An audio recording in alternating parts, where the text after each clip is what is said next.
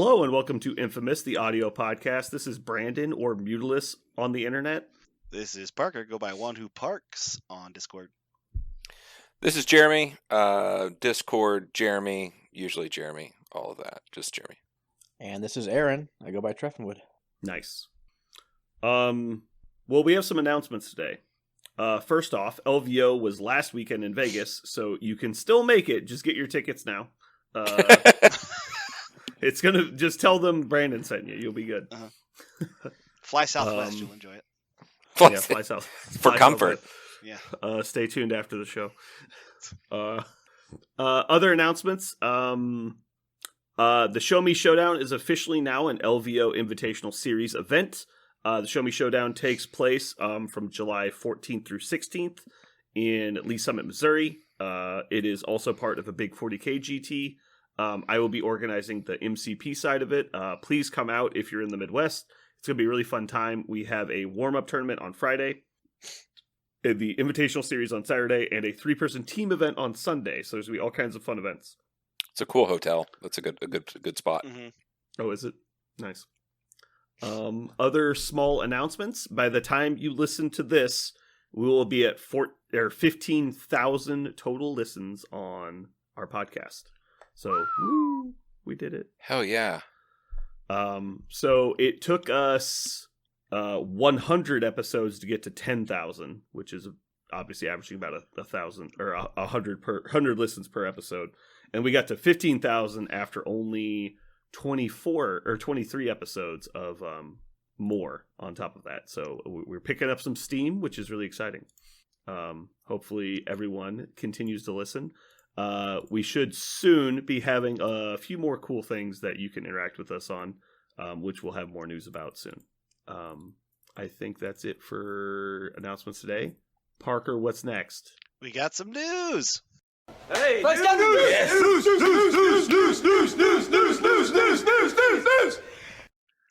So, main news comes with our newest transforming character, Emma Frost. We know what her character card is.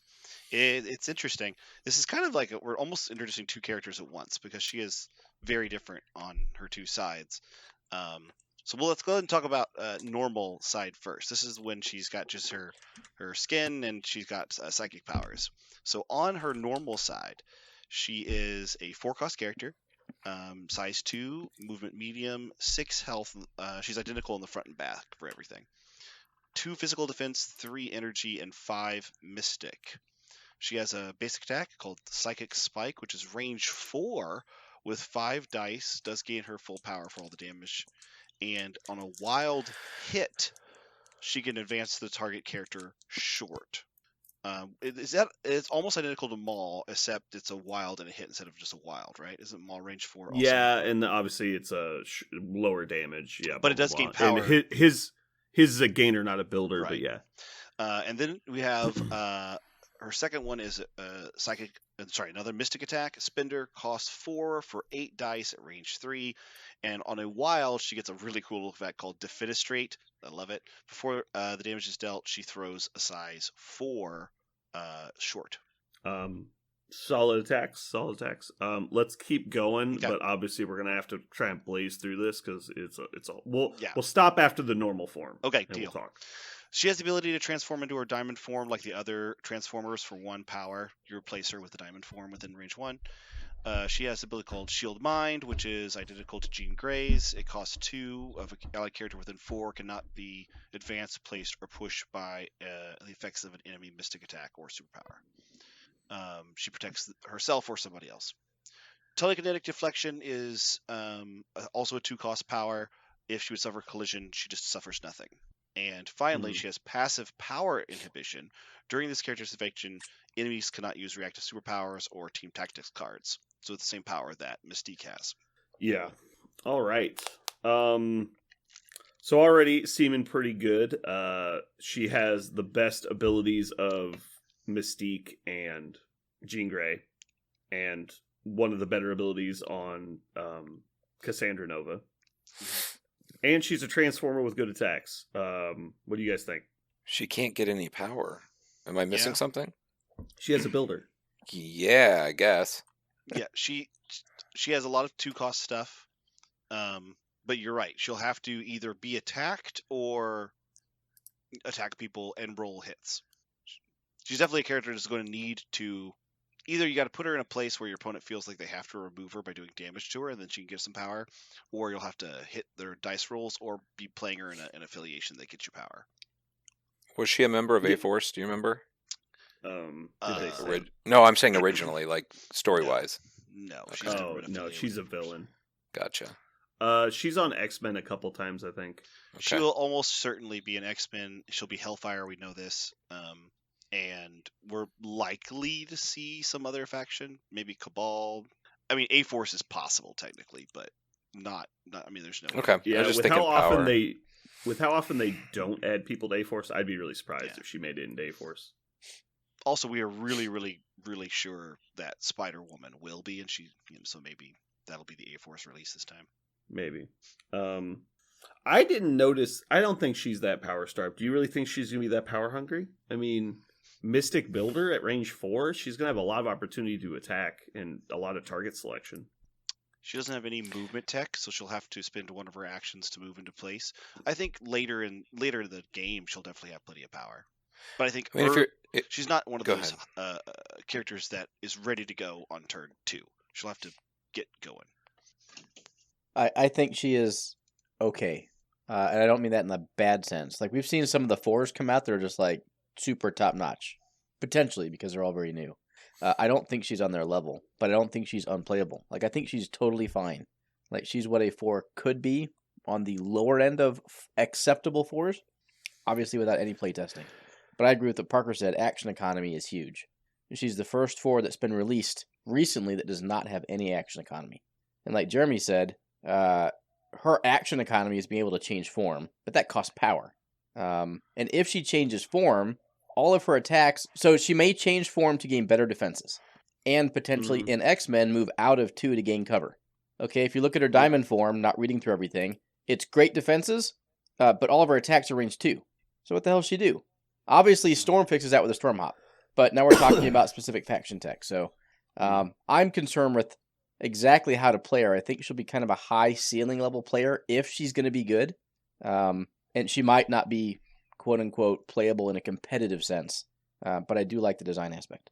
Do you want to start rolling? Speaking of diamond form, you want to roll into that? Yeah, let's roll into diamond form. Okay. So in her diamond form, she has the same amount of health, same movement and size, but she she changes her, because all of them raise, actually. She has 4 physical, 4 energy, and 4 mystic, so she actually loses a mystic dice on her diamond form. Her basic attack becomes a physical range 2 with 5 dice that does gain power for all the damage, wild stun, and crit pierce. Then she has a spender that costs 6 for 7 dice on area 2 called Shatter, and it also has a crit pierce. And after all the attacks are resolved, then she can immediately transform it into normal. So kind of like she's shattering herself in her skin. The diamond part goes everywhere, so everybody around her takes damage, which is not something that ever happened or happens in the comics. Just I think something fun they wanted for the game. She has a 3-cost throw for only interactive terrain, size 3 or less. She throws at medium. She has a passive called Diamond Mind. She cannot play team tactics cards because I guess it's impossible for her to coordinate with others when she's in diamond form. She has a passive Far from the Best Look. If she is in diamond form at the beginning of activation, she immediately transforms into normal at the end of that activation. So if she's already diamond when she starts, she transfers into normal at the end of it. And then passive, she has Psychic Immunity, which is very similar to all the other like helmet type stuff. No pushes or advances as a result of mystic attacks or superpowers. She counts blank results and defense rolls as successes against mystic attacks, which I think is new. I don't think anyone else has this one. It's basically martial artists for mystic specifically. I don't think anybody else has that. Concur. I'm not sure, maybe. She's immune to bleed, incinerate, poison, and stun. Because, she's super hard carbon. Mm-hmm. So I'm pretty sure that if you gain immunity to an effect, you immediately lose it, right? Correct. Yeah. So that's a good way to get rid of some negative effects that you might have. So what's the only way she can change into diamond form? Reactionary power. If she's Right. if she Has attacks to her, be attacked. Yep, Yeah. has to be attacked. Yep. she So cannot do it. She cannot do it like Wasp or Ant-Man, where they just want to. yeah, I really want one of her tactics cards to allow her to change form when the controlling player Maybe. wants to. Otherwise, I think she's just going to be frustrating with like that potential high ceiling. But we'll see. Player with you could Red also, Skull. Like, you could also like play Sacrifice, which could be interesting. Or just plain Red Skull. I mean, maybe that's where her spot is. Red Skull jumping to her would be cute. Wait, what? Hydra Hail tactics, Hydra. or, yeah. Original Red Skull has Hail Hydra. It's a 2-cost reaction when he's attacked. An ally within 2 takes the hit. Yeah. Sacrifice would also do it. Yep, I also said that. Oh, I'm sorry. That's just a You're big, good. big price. I don't know. She's weird though. She has a lot of stuff that's just kind of like, wow, like she really is 2 separate cards. Most of Also, the time, yeah, they're so just a Her little diamond different. form just seems straight worse than her normal form. It's just more defensive against mystic attacks. Because having four, It's counter control also. Like, it's just you can't be moved like at all. That's pretty big. yes, you can. She can be thrown or But you pushed. can't be moved by those things. Like, gaining that ability mid-turn is huge. That's all I'm saying. Well, like it doesn't work on Iron Man blasts, right? For example. Yeah, it's not all-encompassing, but it stops those effects. Yeah. But it does remove the ability to play tax cards, which could be huge. You might really want to, and all of a sudden you lose it. There's a passive negative on the back of her card, which is weird. Like I think there has to be. Like, she has too many really fucking good abilities. I don't think so. I think her diamond form is Okay. just fine. I think there's 3 separate abilities here that people play model specifically just because they have those abilities. There's the no reaction stuff on her front side. There's the shield mine on her front side, and there's the helmet ability on her diamond mine. Okay, I'm sorry. All of those abilities, people will play those models just because they have those rules. Let me. And so they put all 3 of them on one card, is all I'm saying. I think her normal form feels really great, like very tuned. I feel like her normal form is a really interesting 4-cost character. Her diamond form seems like, I guess, just kind of gravy on a cake. Like I wanted the character that could control things and all those amazing effects that you just said. You know, Mystique's best ability, the reason why she's often taken, the reason why Ebony Maw, or I'm just blanking on her name, Cassandra Nova is often taken, and then like you said, the reason why Jean Grey is taken, all on a 4-cost character. That's fantastic. 2 of the characters I just mentioned are 5-cost characters, so all that seems great. But the diamond form literally has a negative, and the positive is when she goes up against mystic attackers, she'll be a little bit better and more defensive. She might be able to shake some effects for free, or actually, 1 power. Yeah, so obviously it's an attempt to balance the model because they thought it would be too strong if she didn't have a negative. But she only has a negative on the side that's weak. That's the part that I don't understand. The side that I don't want her on is got a negative. Why would I ever transform her unless I'm being attacked specifically by a mystic attack? No. Well, what if you're being rapid fired by Bucky in her normal form? Yeah. You telling me you're going to stay in 2 physical defense and take 4 to the face? Not to mention you could place into cover.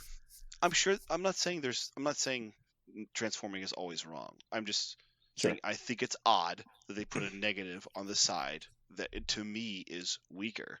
It's just kind of weird. I just thought it's an odd design thing. So it's in my opinion, I think she would have been overly strong if she didn't have any kind of negative. Okay. The 2 negatives they built into her character are that she can't easily transform out of diamond form, and that diamond form has an inherent negative. Mm-hmm. If they didn't put those 2 things on there, and she could just like Ant-Man and Wasp transform basically whenever they felt like, I think she would be broken because she has too much ability to affect the game, and she has too many things she's strong against. So I think this is a good way to make a character that has a lot of very strong abilities by allowing your opponents to counterplay it. So in its current state, you can attack her with like reasonably good physical attacks to force your opponent to make a decision rather to transform now and lose the ability to play tactics cards and lose the ability to shield mind and teleconnect, deflection, and all that stuff because you don't want to die or you need to reposition. And so now they're adding the ability for your opponent to affect your ability on the table. I love that because it's adding counterplay as opposed to just saying this model is immune to these effects and just like no point even trying it. Okay. I think I think those are all really valid ideas. I see your I point think that she would be if you just got to choose all the time. It's not that any of the either side of these characters, kind of like Aaron said, it's not like on face value she looks very broken as a forecast character on one side or the other. But the fact that she gets two sides, if she just got two sides like you said, Ant-Man and Wasp do, she would feel broken because she could just it would give you way too many options, like you said. She'd have this like a passive ability that's not written on her card, which is either be a fantastic like tentpole character or a really great control character, but you only paid 4 costs and 1 model to do both. That's too good. I see that makes sense. I personally think Giz are crazy. I think she looks really strong. I think she's pretty strong. I mean, she does basically anything and everything. It's just one form or the other. I just wonder about power. That's really it. I mean, she might be just fine. So, other cool thing, let's say you're transforming. You can transform closer to them because you're going to have range 2 attacks. You're basically going to have to if you're trying to be aggressive and you're not trying to just run away.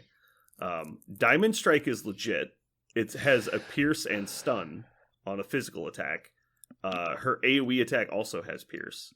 Admittedly, it's very fucking expensive, so I doubt you'll use it very often. She gains the ability to throw size 3 terrain, which is relevant. The Psychic Immunity thing is interesting.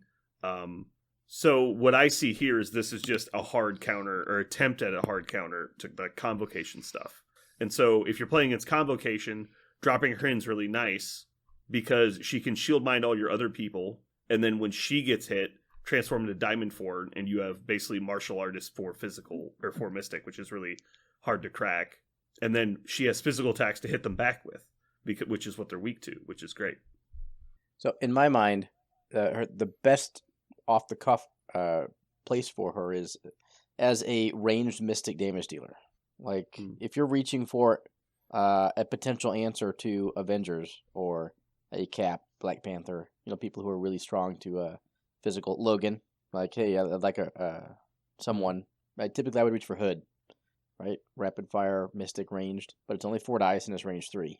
Your other options are your Maw, Cassandra Nova, right? We've got all these 5 more expensive, right? You got your 5 threats. She does the exact same thing, range 4, slightly less dice, but you only pay 4 threat for it.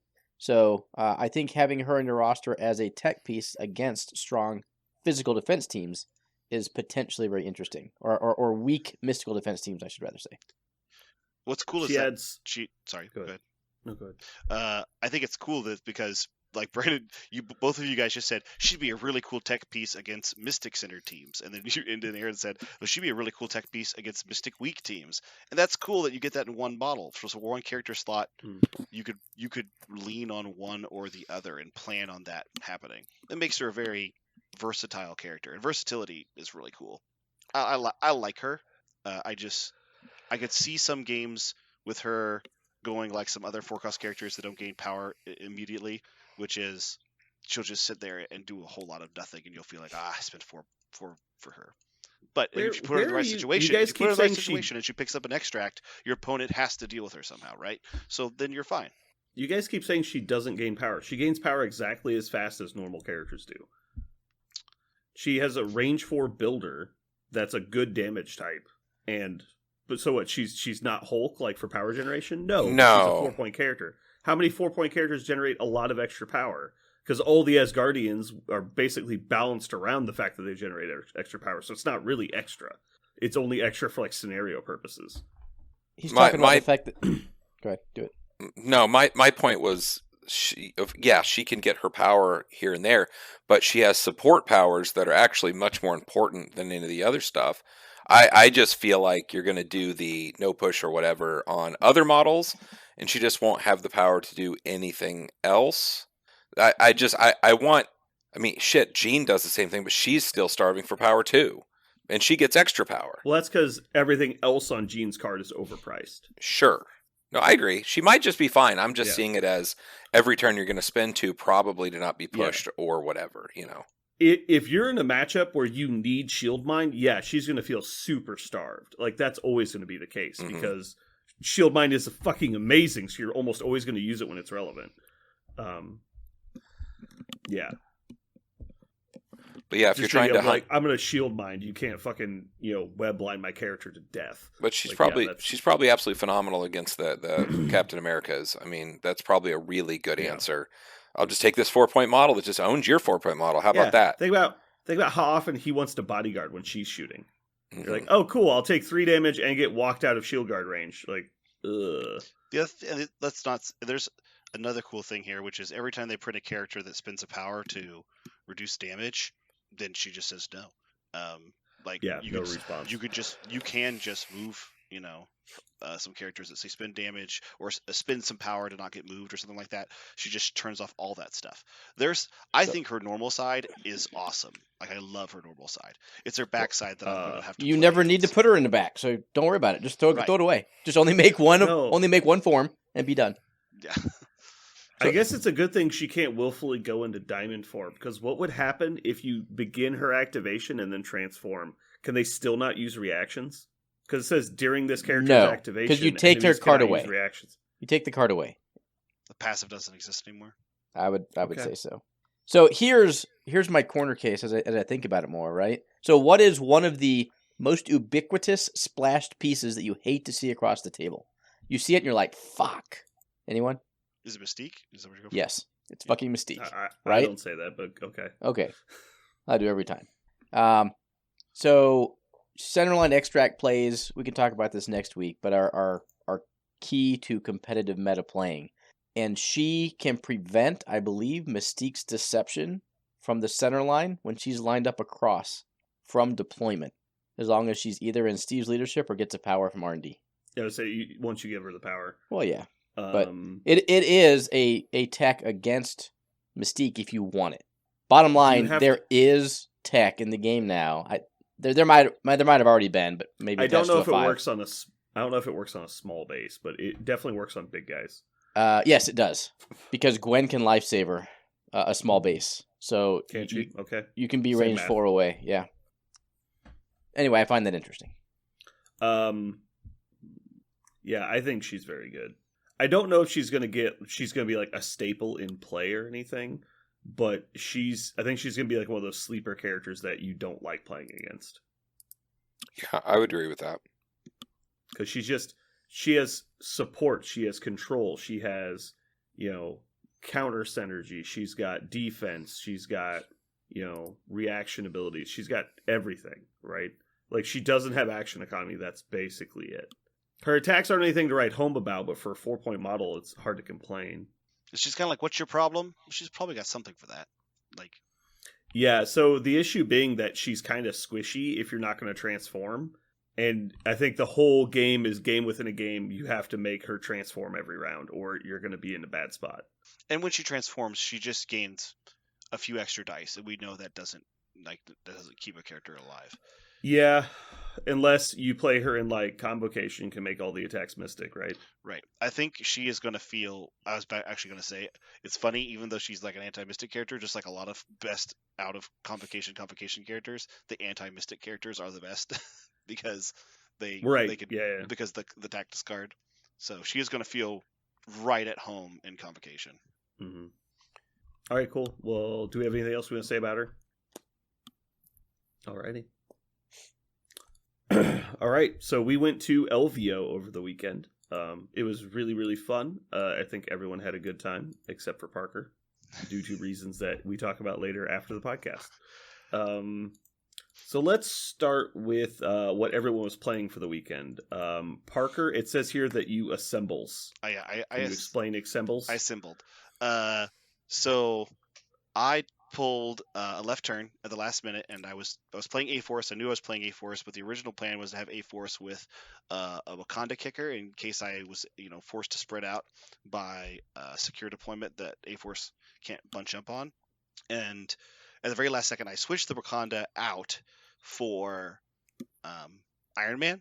Hulkbuster Iron Man. So playing Avengers, because I had a few Avengers in the list already, and I switched Domino out for the Wasp because I found that Domino wasn't doing anything to help me if I needed to spread out, and I also was never playing her when I was bunching up.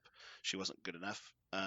So I tried the Wasp because she was a much more mobile character, and that's what I ended up taking. It was Awesome. Is now the time we talk about LVO? Are we gonna? I was just quickly run through, make sure Yeah. when you played the list you said you were going to play. Yep. I played my yeah, A-Force list we got it. with Domino and Switch for Wasp, and Black Panther came in was Hulkbuster. Cool. Jeremy, you played your Malekith list? Yep, Malekith, MODOK, Shuri, Hulk. The rest of it really didn't matter. But you didn't make any last minute changes because we talked about it before we left. What did I do? I put Red Skull in there instead of Maw, and that was probably a mistake, but we could talk about that at some other time. Cool. I played my Brotherhood list we talked about beforehand. I just put a note in here. I played Brotherhood before it was cool. Mm-hmm. Aaron, you made some last minute changes to your list. I did. Let's talk about that. So I tinker with lists all the time. I hate playing the same stuff. I ended up adding Mystique and Apex back into the list. I forget who I took out. ASM and Black Widow, actually. Black Widow hurt.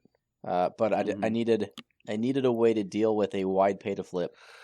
And the other leaders, Kingpin and Magneto, were potentially not good answers. In hindsight, I played Mystique and Apex at least twice each. So that's probably a really, really good idea. I tried to convince you to take out Juggernaut. I also played him, and he was also crucial in a couple games. He may have been a trap in others, but Cool. All right then. So our main topic, we're going to kind of cover our games of the weekend, but we're not going to do battle reports. We're just going to give quick one-shot things that happened in our games. Basically, any high points that we think are relevant to other people playing. So we're going to start with the Last Chance qualifier. So we had Parker and Jeremy from the cast did not get qualified throughout the year, so they were playing the Last Chance qualifier. So Jeremy, why don't you give me the rundown on your 5 LCQ games? Oh, the rundown on 5 games. The easiest way, so first off, the easiest way to get into an invitational is to do the Last Chance qualifier. If y'all don't know that. I agree. There's 96. Because it's much 91 easier. People. Yeah, 91 people. It's much easier to qualify through there than to go to your local tournament with, I don't know, between 4, I heard rumors are 4, to 8 to 20, whatever, and then claw your way through this fucking thing. So I played 5 games. Each game was pretty tough. What I'll say is I did lose a single game to Nate. Ghost Deer, he makes a small app or whatever, or a web page that everyone uses for their fucking cards. So the guy kind of knows his stuff. NCPDB. Yeah. And it was kind of cool. It was cool to meet a lot of these folks, but that was the one notable game that I played on stream. For those that want to watch it, go to, Professional Casual Network and watch the streams of all that. But the cool part was in all 5 games, nothing was overly surprising, and I lived and died by the dice on all my games. I had 4 games that I won, and Malekith murdered the world. And the game I didn't win, he spread out, and it was pay to flips. And, between scenario and his model placement and X-Men or whatever, I lost the game. But that didn't stop me from qualifying, and I got in. So there you go. All right, cool. So it sounds like Jeremy had a good time. You went 4-1 in the LCQ? Yup. Nice. Parker, your LCQ experience. So I wrote down some notes after every round because I knew we were going to talk about this, and so I wrote down at least one takeaway from each one. My first round was against Scott from Toronto, and he actually had played against A-Force before. He was the one guy on the weekend who was like, "Oh, I know what A-Force does," because everyone else was just like, "Can I see those cards? Can I see what that does?" And he kept looking at my stuff, but he knew. He was playing big spider foes, very, very similar to Jeremy's list, and just like Jeremy, he one priority gave me my blues and wanted to run downhill against me, and I just one-shot all of them with She-Hulk or something. It felt just as bad as Jeremy's games against me recently, one-sided. And then the second round, I went against Coleman from Tulsa. He was playing just kind of a standard Guardians of the Galaxy and Ghost Rider, something I know really well. And I do not think he had played on his extracts very often, because he gave me both of which I guess it was hammers, which makes sense for Guardians and Ghost Rider, but he gave me the 2 hammers on the side, and then went with Ghost Rider into the middle.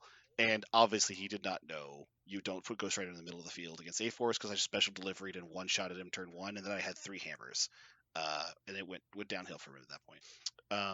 My third round was against Gabe from Montreal.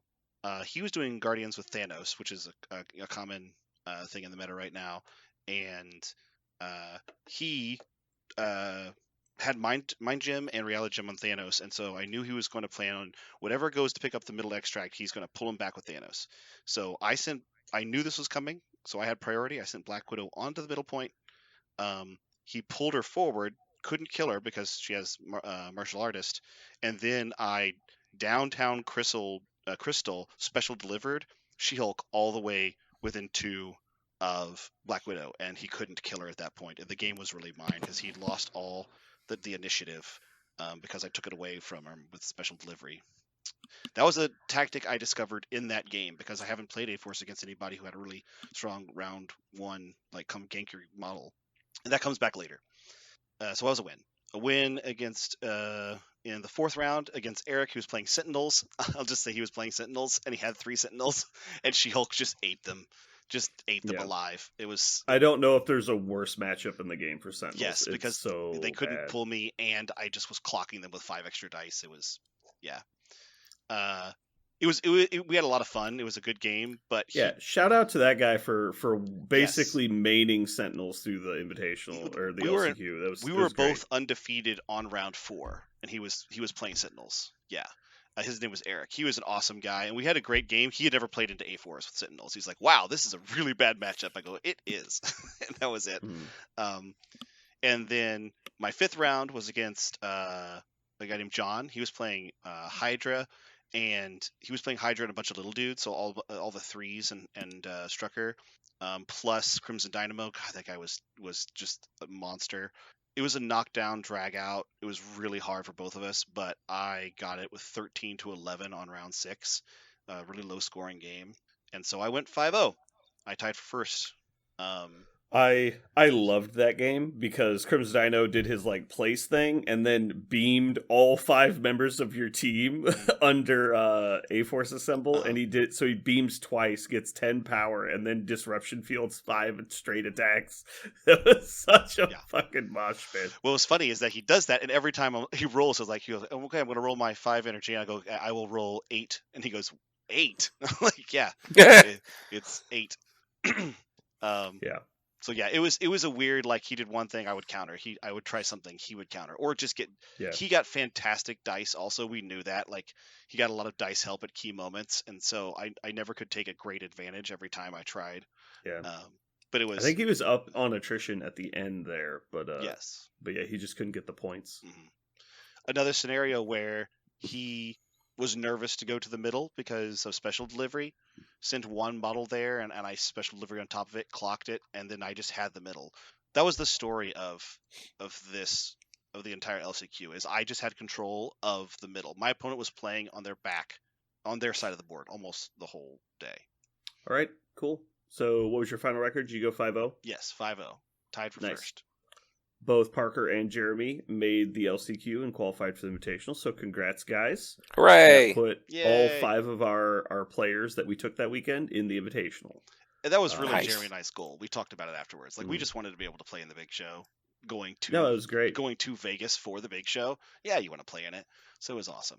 So let's see. I played in a scramble to knock the rust off, which was definitely good because I played like fucking hot dog shit in the first game.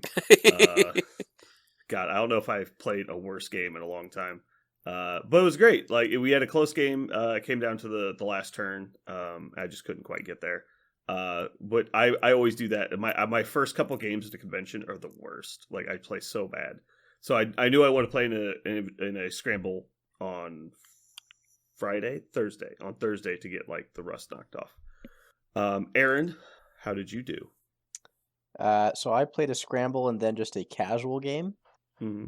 I want to give a shout out to Eric. I think it's how I pronounce his name, ARIC, a listener from California. Played him in the scramble. It was a delight. Get to talk to him about the cast and then the playing. So that was. It was like him and his buddy were from Southern California. Is that right? I don't remember his buddy. I don't know if he had a buddy. Okay. I might be thinking of different people. I think there were several people from California. He was playing Avengers A-Force in the Invitational. And he repped the same list the day prior. Again, just getting reps in. So yeah, just like you, got some good reps in. Actually tweaked my list for the Invitational after those reps. So I literally had a list I had never played going to the Invitational. Oh yeah, that's about it. Cool.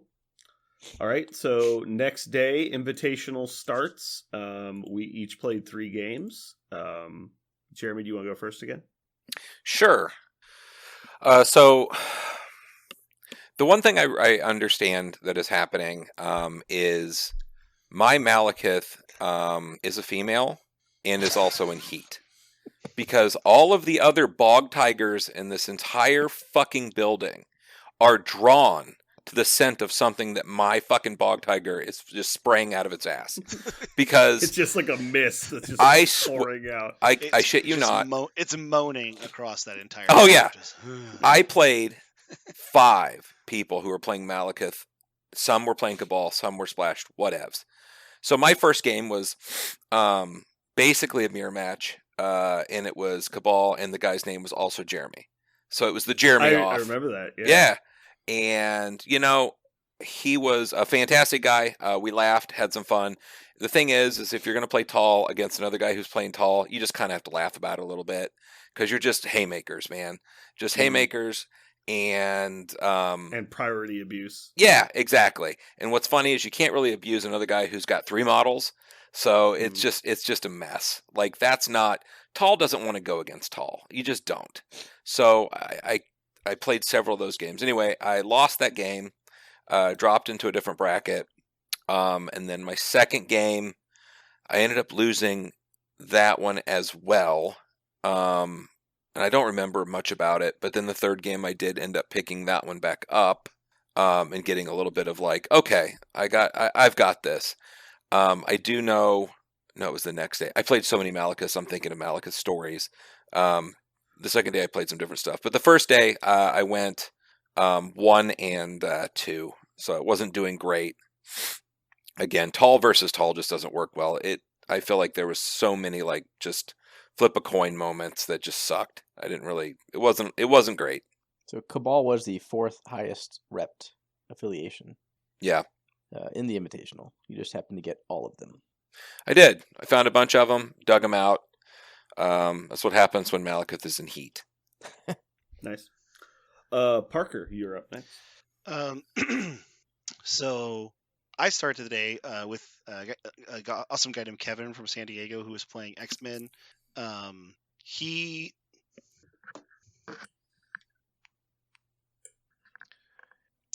was playing hammers again as his extracts, and he was really cagey. He played actually Ebony Maw to try to see if he could move my stuff around. He knew A-Force didn't like to be together, so we wanted to try to do something like that. But eventually, She-Hulk got a hold of 2 hammers, and he'd only done like 3 damage to her, so she just went around like bitch slapping characters at the very end. He actually kept it pretty close at the beginning, but then it turned real hard at the end. That was actually my only game on the weekend that I used special delivery late, and it was awesome. Carol special delivered She-Hulk on top of a point with her to just completely own a rogue and reposition away from where she had just destroyed Ebony Maw. So felt really good. My second round was against Douglas. He was playing Brotherhood. Although he'd also played X-Men a lot that tournament, and his real name was Douglas, but I think he goes by is it Sloop or Sploosh? Sploosh, that's what it is. Yeah, he goes by Sploosh, and that started out really against me. I was really on the back foot. We were playing Paranoia, and I did a really bad job on turn 1 of getting into range of them. I just thought I was in range, and I wasn't. I didn't say it. And we were at a big tournament, so we were trying to play a really clean game. And so he said, no, I don't think you're within range 1, so you can't pick it up. And I was like, okay. His Wolverine 1 shots just with a single attack, not really meaning to Shuri. And then the start of round 3, he's like, okay, I'll attack Shuri again to get into a better position, and he one-shots her, removes her from the board. But since she's removed from the board, Wolverine can't reposition off her, so now he's kind of stuck. And that So- same turn, my Angela just went off. She dazed Magneto and Mystique, threw something to make him burn his brace for impact. She moved across the board, picked up extracts. It was dumb. She had a crazy turn. This is another game in which I countered somebody's turn 1 play. This time it was a deception from Mystique to try to pull again my Black Widow across the board, and Angela this time special delivered She-Hulk all the way across the board to stop him from one-rounding Black Widow on turn 1 and losing the extract. That was something that was really key. So I won that game as well. Super close game, super tight game. It was good. Angela just had the turns. And going to third round, I played against his real name is Phil. He's from Canada, but he has an alias. I can't remember his alias now. Do you remember it, Aaron? Because you played him again later. Wreath. Wreath, that's right. And he was playing Hydra, Red Skull with some really just to use them to facilitate Black Cat and Voodoo. And on turn 1, he had a crazy play. It was great luck, basically. I had my Black Cat in the center line, and so he had just enough space to move precisely exactly to move his Voodoo within range 3 of Wasp, so he could remove her stealth, and because she was small, and then tag her, did exactly enough damage to make Black Cat drop her extract and not contest. He possessed her. And so I was like, well, crap. At this point, I really need Black Cat to turn back on. I have 2 options. I could go to the middle with She-Hulk and, set up for the longer game, or I can choose violence and special deliver She-Hulk across the board all the way to Voodoo and start killing him. And so I did that, and it worked. I killed Voodoo, and he was super nervous at that point. I one-rounded Voodoo on turn 1, but it ended up I misplayed the rest of the game pretty poorly by never using the intrusions to teleport, even though I had extracts. And that was actually something I was hearing a lot. Lots of other players discovered this, is that if you have extracts in your hand, but you should be teleporting, just go ahead and teleport. Because sometimes that's actually the key to the game, which sounds like the opposite, but I will tell you that in that game I learned sometimes you just need to teleport and worry about the extracts later, which is I know strange, but we talked about it afterwards. That was the big key to that game, is I held on to my extracts and I lost. It was a close loss. I lost 16-18. I also heard multiple people talking about that, where they misplayed by not going through the intrusions. Yeah. Was that all 3? Was that your third one? Yep. It's a win-win loss on day 1. Yeah. So let's see. I remember who I played in the first round. He was this guy I've actually played before at Warfare, I believe, or maybe it was Adepticon. His name's Will Thompson. Parker played him later in the event. He was playing, I believe, Cabal Brotherhood. We had a great game. It was super tight. I ended up pulling it out at the end. I don't think there's any particular important things that happened. It was just kind of a grind.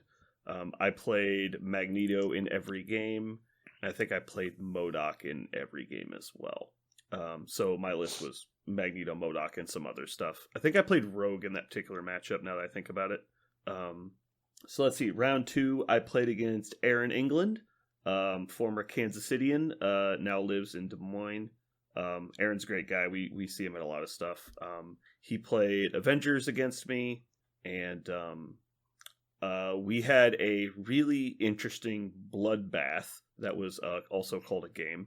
And it just so happened that I was able to daze Hulk. And on turn 3, I think it was. And if I had come up like 2 damage short, like the game goes the other way. So it was just like we all pushed everything into the middle and said we're fighting to the death right now, and it just went super bloody. It was a good game. And then my third round, I believe, was against the first person Jeremy played, which was Jeffrey. Jeffrey, yeah. He played Guardians Malekith against me. This game was on the professional casual stream for the third round. We had a very close back and forth game. I just couldn't do anything until I was able to finally get priority from him. I lost priority in my first 5 games. It was pretty brutal. So playing a tall list, not having priority all day was harsh. And I came up 1 damage short of KOing Malekith on turn 3, and I just couldn't come back. I think I would have tabled him. I was just a turn late. I need to get Malekith dead one turn sooner. I had him down to, I believe it was injured Ghost Spider, and that was basically it. Also, I had Juggernaut put 2 10 dice attacks into... Oh, no, it was Gamora. Sorry, it wasn't Ghost Spider, it was Gamora. I had 2 10 dice attacks into Gamora that dealt 0 damage. So yeah. And then also, I did 2 reverse polarities into Malekith that did 2 damage when he was on 3. It was super brutal. Did like she do 4 close. Damage back to you? Does she have the 5 Yeah. dice? Yeah. Well, she did 2 damage back to me because I reduced damage, so Juggernaut had taken 2 damage. Who the fuck cares, right? Mm-hmm. It just didn't matter. Yeah, it was just between the 2 reverse polarities and the 2 10 dice. Do you know who I'm the Juggernauts. I did a grand total of 2 damage, and this is unfortunately not enough. This is the equivalent of like 40 dice did 2 damage. It was just too short. But he played great. I don't think he made any mistakes. There were several mistakes I made in that game that I recalled. I should have braced at one point. I really killed myself in the pregame trying to decide between Indomitable and Brace, and I believe I ended up taking Brace, and I didn't play it because I thought I had Indomitable. And I fucking killed myself over it. Oh, I was so mad. Because I was like, oh, I don't have Brace. I just looked down and Brace is there, and I thought I had a different card. I'm like, what the fuck? And it's like, why didn't I Brace then? Oh, it was so stupid. Anyway, it was a great game. He was a good opponent. Just came up short. I did a little interview after the game, and that was my day 1. Okay, my day 1. I started off playing Kingpin into Web Warriors against Matt Norris. This went about as good as a game could ever go for Kingpin. It was on Scoundrels and Cubes, so 10 points total. I went up 6-4 on round 1 because I took the center, and I was forward stopped with a car and Lizard on the center point, so he couldn't pull me with Gwen. So it was 6-4. There was nothing to do about it. And then turn 2, I just negate all of his movement shenanigans. I forget exactly how. Both Black Cat and Rhino do their things, and I go up 8-1 on turn 2. So it's at this point 14-5. So you're telling me there's a chance? Sure. And I repeat it turn 3, and I win 22-6. Ugh. Yeah, it was just it's like at that point you're like, I'll go to the bathroom. You can just run my clock if you like.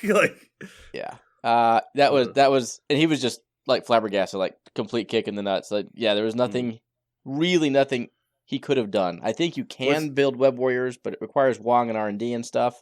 But that Crisis combination and the way he had his squad built, which was not wrong, was just a hard gear check into mine. Go ahead. Had he played the matchup before, or Yep. was he like surprised? Okay, so he just knew it was over. Like, Yeah. he's like, So well, this is the game I lose. yeah, they also published the bracket the night prior, so everyone was able to. So he did tons of research into me, and Perrin, because the buddy he traveled with was playing Perrin, and so they were looking at both of us and like, man, they've gone through a lot of the same things. Do you think they know each other? I remember you guys talking about that because we were sitting close to each other. And so I had 3 leaders, and he had no clue which one I'm going to play, because obviously it all comes down to scenario. I mean, I will legit play any of the 3. And as soon as I pulled Kingpin, I was like, I was afraid it was going to be Kingpin. Clearly, he did not want to play into Kingpin, and it showed. Yeah. So Most people don't want to play into Kingpin on those missions. Sure. Second match, I went into Ghostier, who beat Jeremy the day prior, so I had to try to stab him as hard as I could for our podcast battle. He's running X-Men. Spoiler alert, this is the first of my 3 games into X-Men this tournament. F those dudes. We end up playing on Portals and Montesi with him getting priority, which is about as bad as it can go for anyone playing into X-Men. Because he just grabs the center and drop with the Storm Hop and retreats. And then he's just going to run the pay-to-flip X-Men plan on me while turtling on his back point and scoring all the extracts. I played into that game plan before. The one that comes to mind is Warfare into DeLuca with his Avengers. Same type stuff. Just go up on extracts and then parity on the secures, and you just slowly bleed out the entire game. The difference here is in that game, I waited until turn 2 to decide I needed to get aggressive into Diluc, and it was far too late. So from here, I decide turn 0. Like, I know what's going to happen. So I'm playing Mystique instead of Kingpin this game, and I'm playing 5 wide with 3 big guys, Juggernaut, Rhino, and Apex. Juggernaut double moves up the middle, Rhino goes left, Apex goes right. I end up losing 4-3 turn 1, and then flopping it 4-3 me turn 2 to be 7-7. And on turn 2, all I did was move all 3 big guys to his back point. So start at turn 3, he has all of his weenies sitting on his back point, your Storm, your Domino, your Mystique. And he's like, shit, I gotta get out of here. So he does. Like, he flees towards Logan, his Logan. But I have an obscene Rhino play at the end of the turn. It's 4-3 him until I activate Rhino. Rhino dazes 2 models, dazes a model, robberies the second, and flips the far point. So I go up 5-2 on that turn 3. And his dice didn't explode, he just did what he's supposed to. Right? He moves, he attacks, he robberies, he throws, he attacks again. Between all of that model is dazed. Fast, yeah. And I end up going across half the board. And so now it's 12 to 8 me? I forget. It was a lot to a little. Because we were tied. Anyway, and I just play it cautiously from then on out and then score the game out. Ended up 2014. So the key takeaway there is identify your win condition. Right? So at turn 0, my win condition was I need to dive his back point or I lose this game. And then execute that condition. Okay, going on to round 3. I draw Chewie from Danger Room. He's playing Brotherhood, Mystique, and Magneto. We get Scoundrels and Montesi, so I drop Kingpin. The game was very back and forth. I end up thinking I win on turn 3 or 4, but forgetting that Lizard's injured, and so I didn't count for 2. And so I like go to shake his hand, and he's like, "No," and I'm like, "You're right." Awkward. Okay, let's continue playing. Then he plays the round out, and he goes to kill Kingpin with Juggernaut with 1 shot. Doesn't do it. I even mentioned, 1 shot Kingpin for the win. And then he forgets that my Rhino is healthy and counting for 2. So he thought we were continued to be tied going into the next round. Instead, I won 17-16 in a very back and forth game. So I end day 1 3-0 playing into Webb's Storm and Mystique. Awesome. Cool. I have an amendment. Aaron England played X-Men, not Avengers. I don't know why I said Avengers. He played X-Men. So we had played. Let's see, Jeremy. How many of your games on day 1 were against Malekith?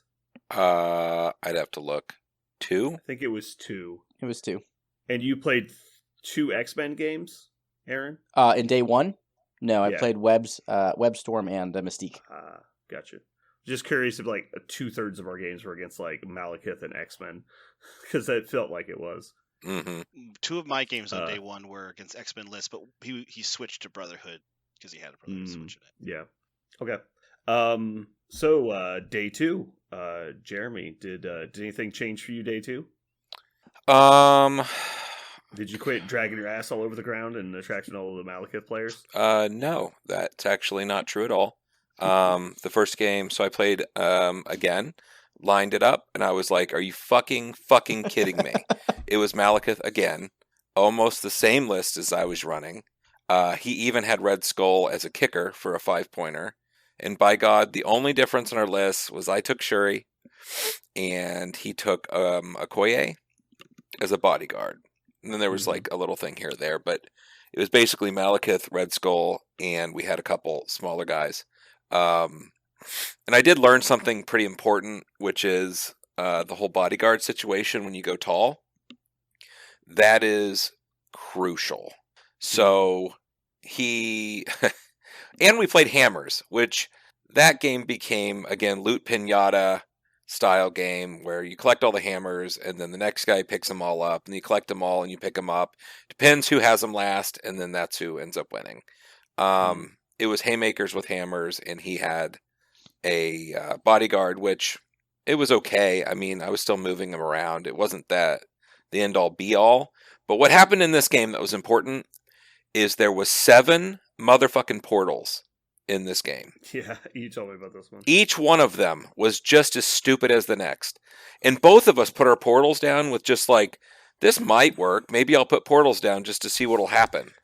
And by the end of turn 6, we were like, why did we do this? Like, it was so stupid. Yeah. So for people at home, it was Intrusions, and both people were playing Malekith, and both of them played Black Bifrost.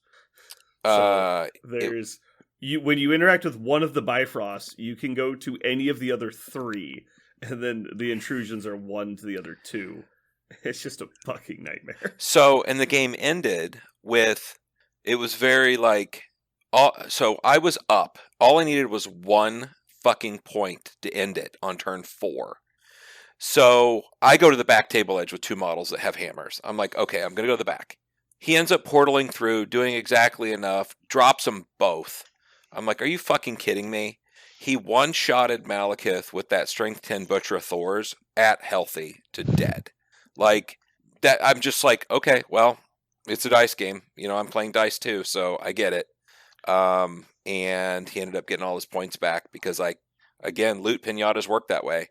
You just gain a shitload of them, and you can either leave or keep fighting and killing. I mean, it was really a strange game. It's the most I've ever, like, I went up like 12-4, and then I was like 15-6 or something. And I was like, okay, I got this. I just got to hang on to this hammer, just get back. And all of a sudden, like, come barreling out of these fucking portals from all over the place, and it was weird. Yeah.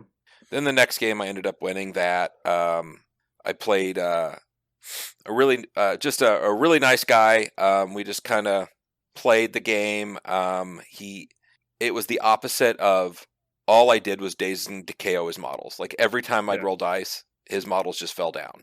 And I felt bad for him because it was just a complete wipeout. It was like, isn't it so weird to be on the other side of the dice situation? It is. Like, God, I wish my stuff would kill stuff like this. And then it does, yeah. And then you feel so bad about it. You're like, oh, this is gross. And he was totally over the whole event anyway. Like, we both had lost 2 games. You know, we were out, but we were still, playing fun. Games. Yeah. But yeah, he caught the brunt end of that, which was pretty nasty. So I was looking. You only played 2 games that day. I just played 2 games, then I had to watch the Chiefs. Yep. Parker, why don't you give us the rundown?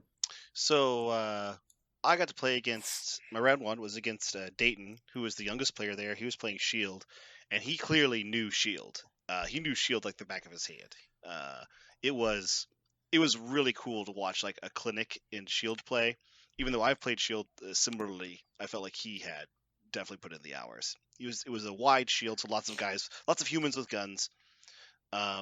Basically, I needed to show up and start one-shotting all of his, tiny soldiers, and I did not. She-Hulk rolled very poor dice. She only rolled 5 times, and I think she ended up rolling. Of course, she was spending her power to do everything, and he was hurting her a lot. So she got to roll all the dice. I think she rolled a total of like 50 dice, and yeah, it would have been like 50 dice. It was 4 times, but most of them were 10 plus dices. And I think I rolled a grand total of 6 hits across the 50 dice. It was just really bad. So I lost my big key point and his Winter Soldier was just on fire, just rolling only hits. My favorite part of the game though, is while he was killing She-Hulk, I kept passing a power to Black Cat. So Black Cat already had 1 hammer, but then Black Cat walked over, took the other hammer from his shield agent, and ran away with it. His shield agent never got to do a thing. He never did anything. The shield agent stood around, shot his gun once or twice to no effect, and then died when Nick Fury died. So that felt really good. It felt really cool to watch a shield agent do nothing because Black Cat, I didn't see that coming. So that was my second loss. Again, super close. I had 16-19. So both of my losses in the tournament were 16 to something a little above 16. Felt okay. You scored 16 in every loss. Yeah. That feels good. Yeah, it feels good. My 5th game was against Will, who was playing one of my favorite lists. I was super excited to see him because I had heard of somebody was playing Thanos Reality Gem in Wakanda, so that you can use Vibranium shielding on 1 turn to just like really dig in Thanos and watch him take no damage. And so I made a huge mistake, and I had the ability to pick 15 or 16 points, and I gave him 16, which in retrospect I will never do again. Learn something really important, because that allowed him to play Black Panther, Thanos, and Killmonger. and so he had Mhm. all 3 of his super deadly tools to go kill things, and it was just a slaughter. The thing that he again, one more time, A-Force being a dark horse, people don't really know what they do. He was like, okay, I guess I'm going to use Thanos to go kill your stuff, and he sent Thanos early in the game to go kill Wasp, and so I threw She-Hulk at Thanos, and she on round 1 dazed him. And on round 2, he's got all of his Thanos plans. Here he goes. And one of the things he does is, okay, I'm now going to teleport Killmonger into position. I go, you lost Portal. He's on his backside. He goes, oh. I have never been on my backside on turn Trash. 2. I was like, yes, Mhm. you were on your backside on turn 2, sir. And so he actually fought back really. His dice woke up on turn 2, even with all that. Thanos did a huge amount of damage to She-Hulk. So at the end of the game, I actually felt great because I totally ignored doing a lot of damage to Black Panther or Killmonger and used the Fisk tokens to stun them both. And so they were kind of power starved the whole game. They never got to do anything huge, and that really was what it was. I ended up taking it down because I killed Thanos and just held on to the scenario just long enough to make Killmonger and Black Panther not matter enough. So some Yeah, really cagey scenario play by me. I felt really good about that win because he was a great player, and he was a really cool list. I loved the list concept, and that was the guy I played round 1. He was a good opponent. Yeah. He's from the Southeast, and Will Thompson, right? yeah, sounds right. Yeah. He played me at 15, and he said that he actually preferred to play 15 Really, because he prefers Shuri over Killmonger. really. Because, again, your opponent also has less points, and the rerolls on Thanos are a nightmare. Yeah, that makes sense. Mm. My final game was against Van from Sacramento, and he played Brandon the round before that, Mm. and Jeremy the round before that, and so I was his Mm. third infamous player to play against, and he he was a great guy. It was a really friendly, fun game. We're both 3-2 going into the last rounds. We're both just having fun and wanted to get one more game before the end of the day.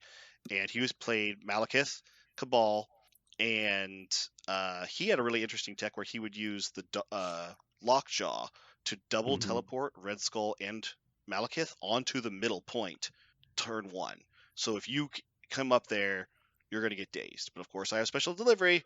So guess what? I put She-Hulk down right in front of Malekith and clocked him in the jaw with the special delivery attack. I did 7, which is just exactly what he deserved for that bullshit. Trying to bully me off the middle point, she just walked up and just slapped the Bog Tiger right in the face.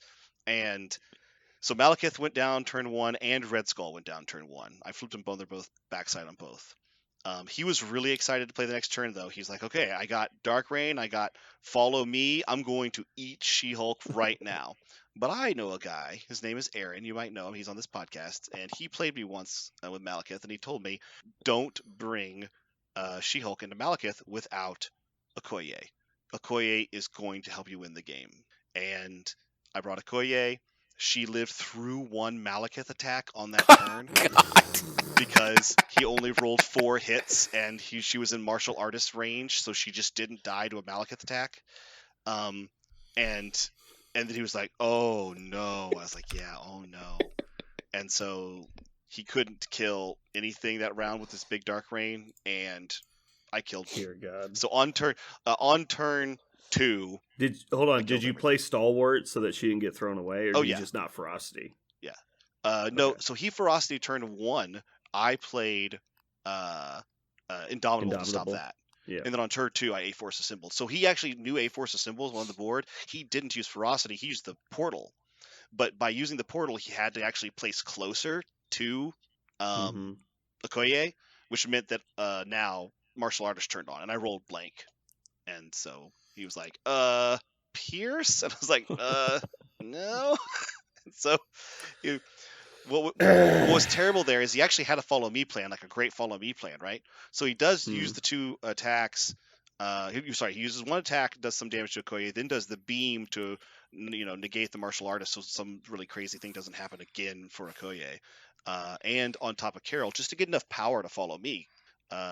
But when he does that, he dazes Okoye, and because his train got derailed by Okoye not dying, he moves Red Skull with Malekith's leadership out of range 2 for him to use his spindle with all his power. And now on his follow me turn, he realizes he can't get back into position. He loses all of his dice against She-Hulk and can't daze her because she's only taken like 4 damage at this point. And so even with Dark Rain and his basic attacks, he doesn't get her. And then I kill both of them that turn. He needed to set up for the Okoye attack. He needed to go with Red Skull first, Right. probably.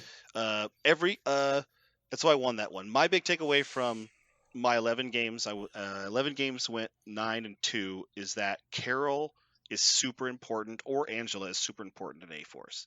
She-Hulk does great, but she either goes down on turn 3 or 4, and I need to have another offensive piece. But if you have a great offensive piece like Angela, or more likely it's Carol, because Captain Marvel is such a reliable damage piece, then when she's still there and my opponent's pieces are still beaten up, then she's a great cleanup artist.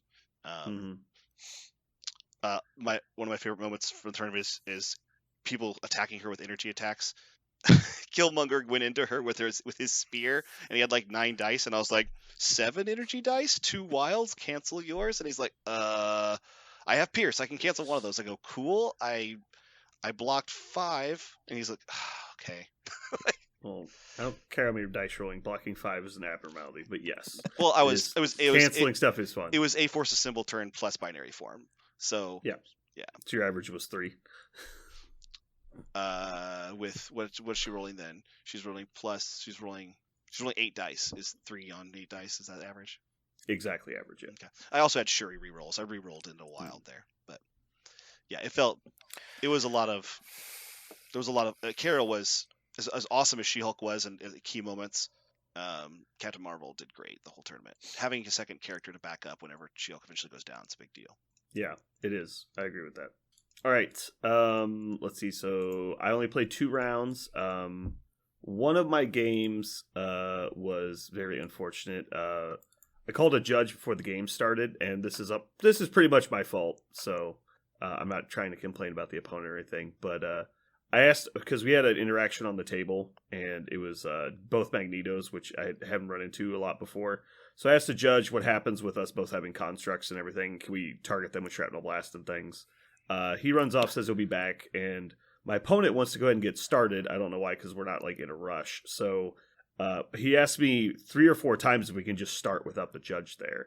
And so I end up saying yes, because he clearly wants to play. We're not playing for the finals or anything. It doesn't really matter. So we start the game, and of course, it comes up and is extremely relevant.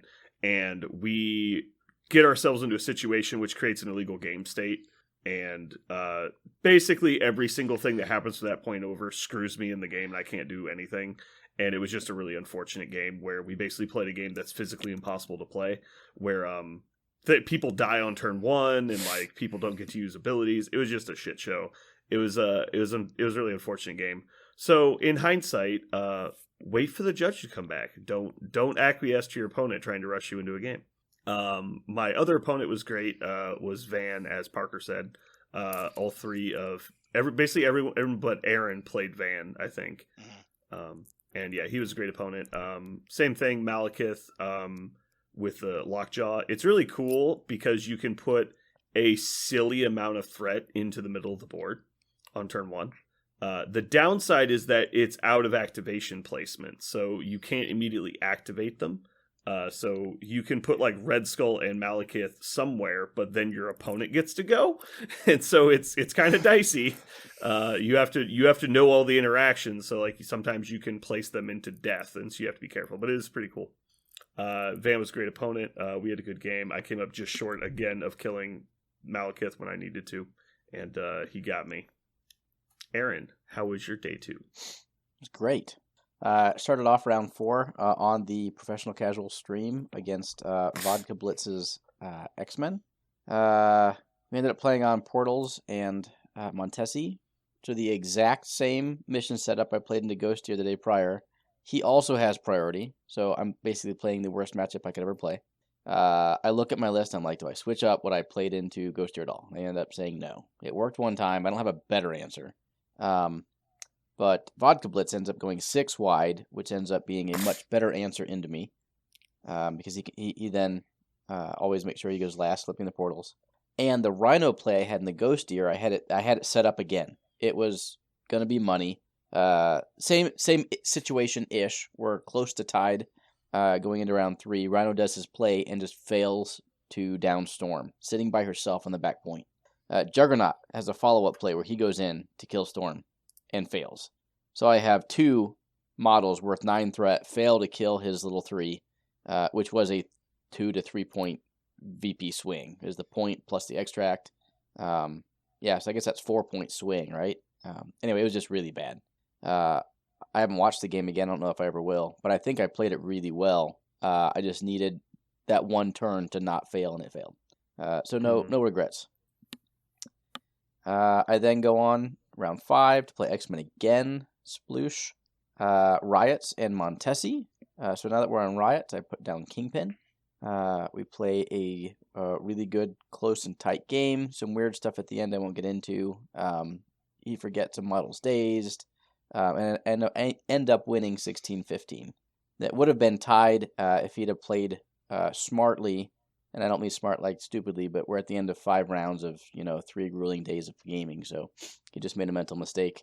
If we're tied, I'm advantaged in scenario, but behind on time, so I just have to hope that I can activate my guy's double move, do the whole Kingpin thing, which I probably can, but still felt a little weird taking the win off of a bonehead mistake, but a good game. Into the last round, I'm playing for either 3rd or 4th if I win, because then I'd be 5-1. I go up against Wreath, who's playing the combined Hydra Avengers list.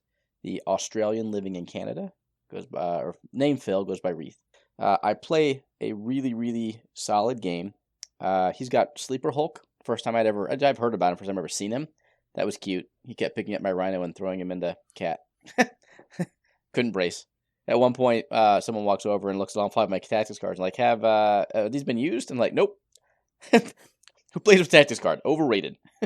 I couldn't play it all game long. Like, no mission objective, no brace, no indom, just take it to the face. Yeah, Wreath liked his solid gimmick, right? He's like, this is a solid gimmick. I'll do that. Like, he had a bunch of that stuff. It's cool. He did. Like I said, I countered it really well. Rhino's first turn being able to place and block Hulk, so Hulk couldn't come up and hit, throw and then hit Blob, who had an extract, and block landing spots on the objective. So I did a really good job, and then I had my turn 3 Rhino play. Actually, I didn't. I lied. He did a really good job of keeping his people together to where mission objective would prevent Rhino from robbering them.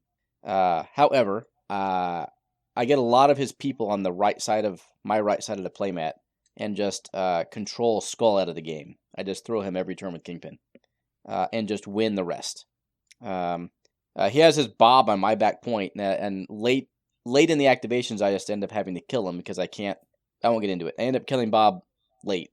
But because he's playing Red Skull's leadership, Bob activates on the point every turn, and so by turn 4, he's got 10 power. Right, so when he comes back, he has to get rid of 3, and then he powers up, so he starts the turn with 8 power. Anyone know what Bob can do with 8 power? Yes. Reload. He can make it spicy. He can make it spicy. So, somewhere with turn 3 or turn 4, I've got this game pretty much in hand. Life is going really well. Kingpin is alive. I've got a couple healthy characters, and I just need 2 points to win the game. And he decides that his dice are going to emulate Parker. He almost, I think, concedes the game. I think he almost shake. But he just continues to grind it out and make plays. He proceeds to, in 3 separate occasions, one-shot Rhino again, and Kingpin. With Bob twice, and Hulk. With rockets or pistols? Rockets. Oh, okay. Well, that's at least not as bad. Sure. 9 into 7 health with DR? I'm aware it's unlikely. Not just once. 3 times. Yeah. And I hadn't heard his Hulk more than 4, so he wasn't rolling super dice. He was just take 7, one-shot Rhino. Oh, okay. I guess Bob goes, one-shots Rhino, one-shots Kingpin. So I had that game all but wrapped up. Like as soon as he moves Hulk, Robbery's online because now he's away from Black Cat. So I double win by throwing her off the point and stealing an objective. Like it was in my hip pocket. And then he manages to pull out a tie on the last round. We go 17-17. And then because Kingpin's now dead, Rhino's dead. Like I have no one left, and so I just lose 22-18. After the game, he even said he didn't even deserve that win. And for anyone who has a similar mindset, I will say that's bullshit. He absolutely deserves that win. It was statistically unlikely, but you still stuck with it and you made plays, and you shouldn't feel bad that your dice bail you out.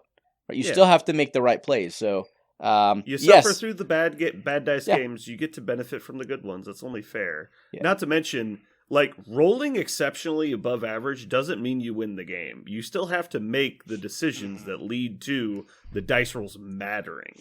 Like, just one-shotting people randomly isn't going to win you every game.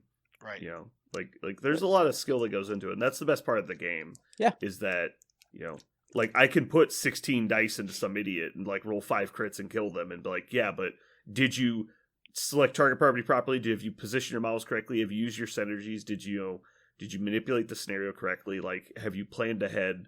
A lot of that goes into it. Like, I win plenty of games where my opponent outrolls me. Yep. Anyway, so that was an awesome game. Loved playing against Phil. Ended up 4-2. Took 9th overall. Nice. Congrats. Thanks. Alrighty. I'm a little sad that we didn't all drop and play in the team tournament. I really wanted to play in the team tournament. I'm not sad. It was amazing. I know. I'm glad I got to play Van. Van wouldn't have got to play any of us. Yeah. And he got to play all of us. Yeah. Oh my God. Just kind of a final thought on the whole tournament thing and traveling and all of that. It was really cool to be able to do the stuff that we used to do a long time ago. I've gotten into many planes and went to many of these things, and you know, whether they were 40K or War Machine or whatever. This one really felt like right and correct the in good that old days. Yeah, like all the people were there, all the event was there. There wasn't weird like maybe we're all going to end up sick. Maybe like I don't know what's this lead to like. Yeah. And having the level of competition that we entered into was really cool. And it's a combination of a really good game and a really good group of people, because most of these folks came from something else that was, you know, we've all played before. And it's the first time in a long time I've played 10 games against folks that were cool.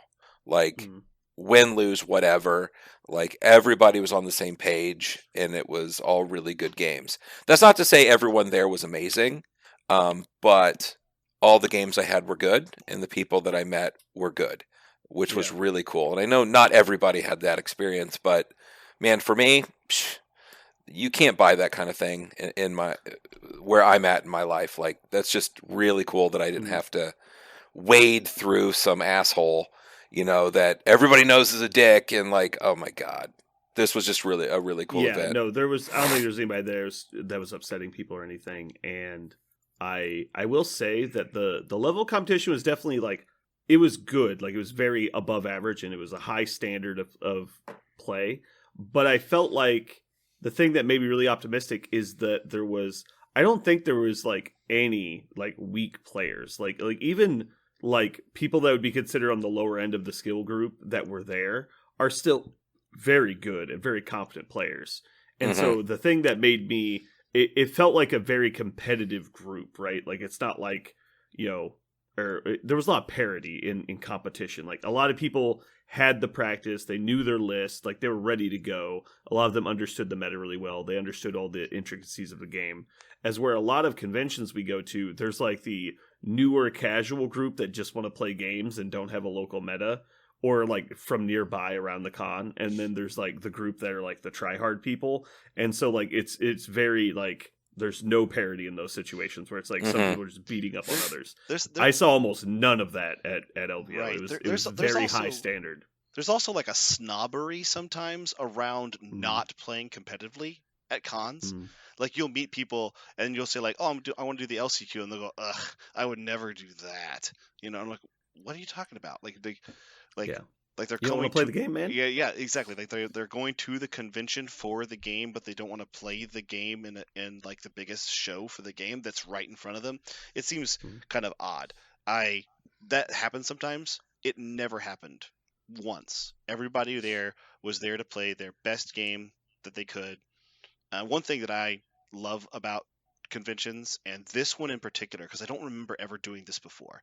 I played like 11 games. It felt like 11 games in a row. Like it wasn't terrible because there was space in between the games.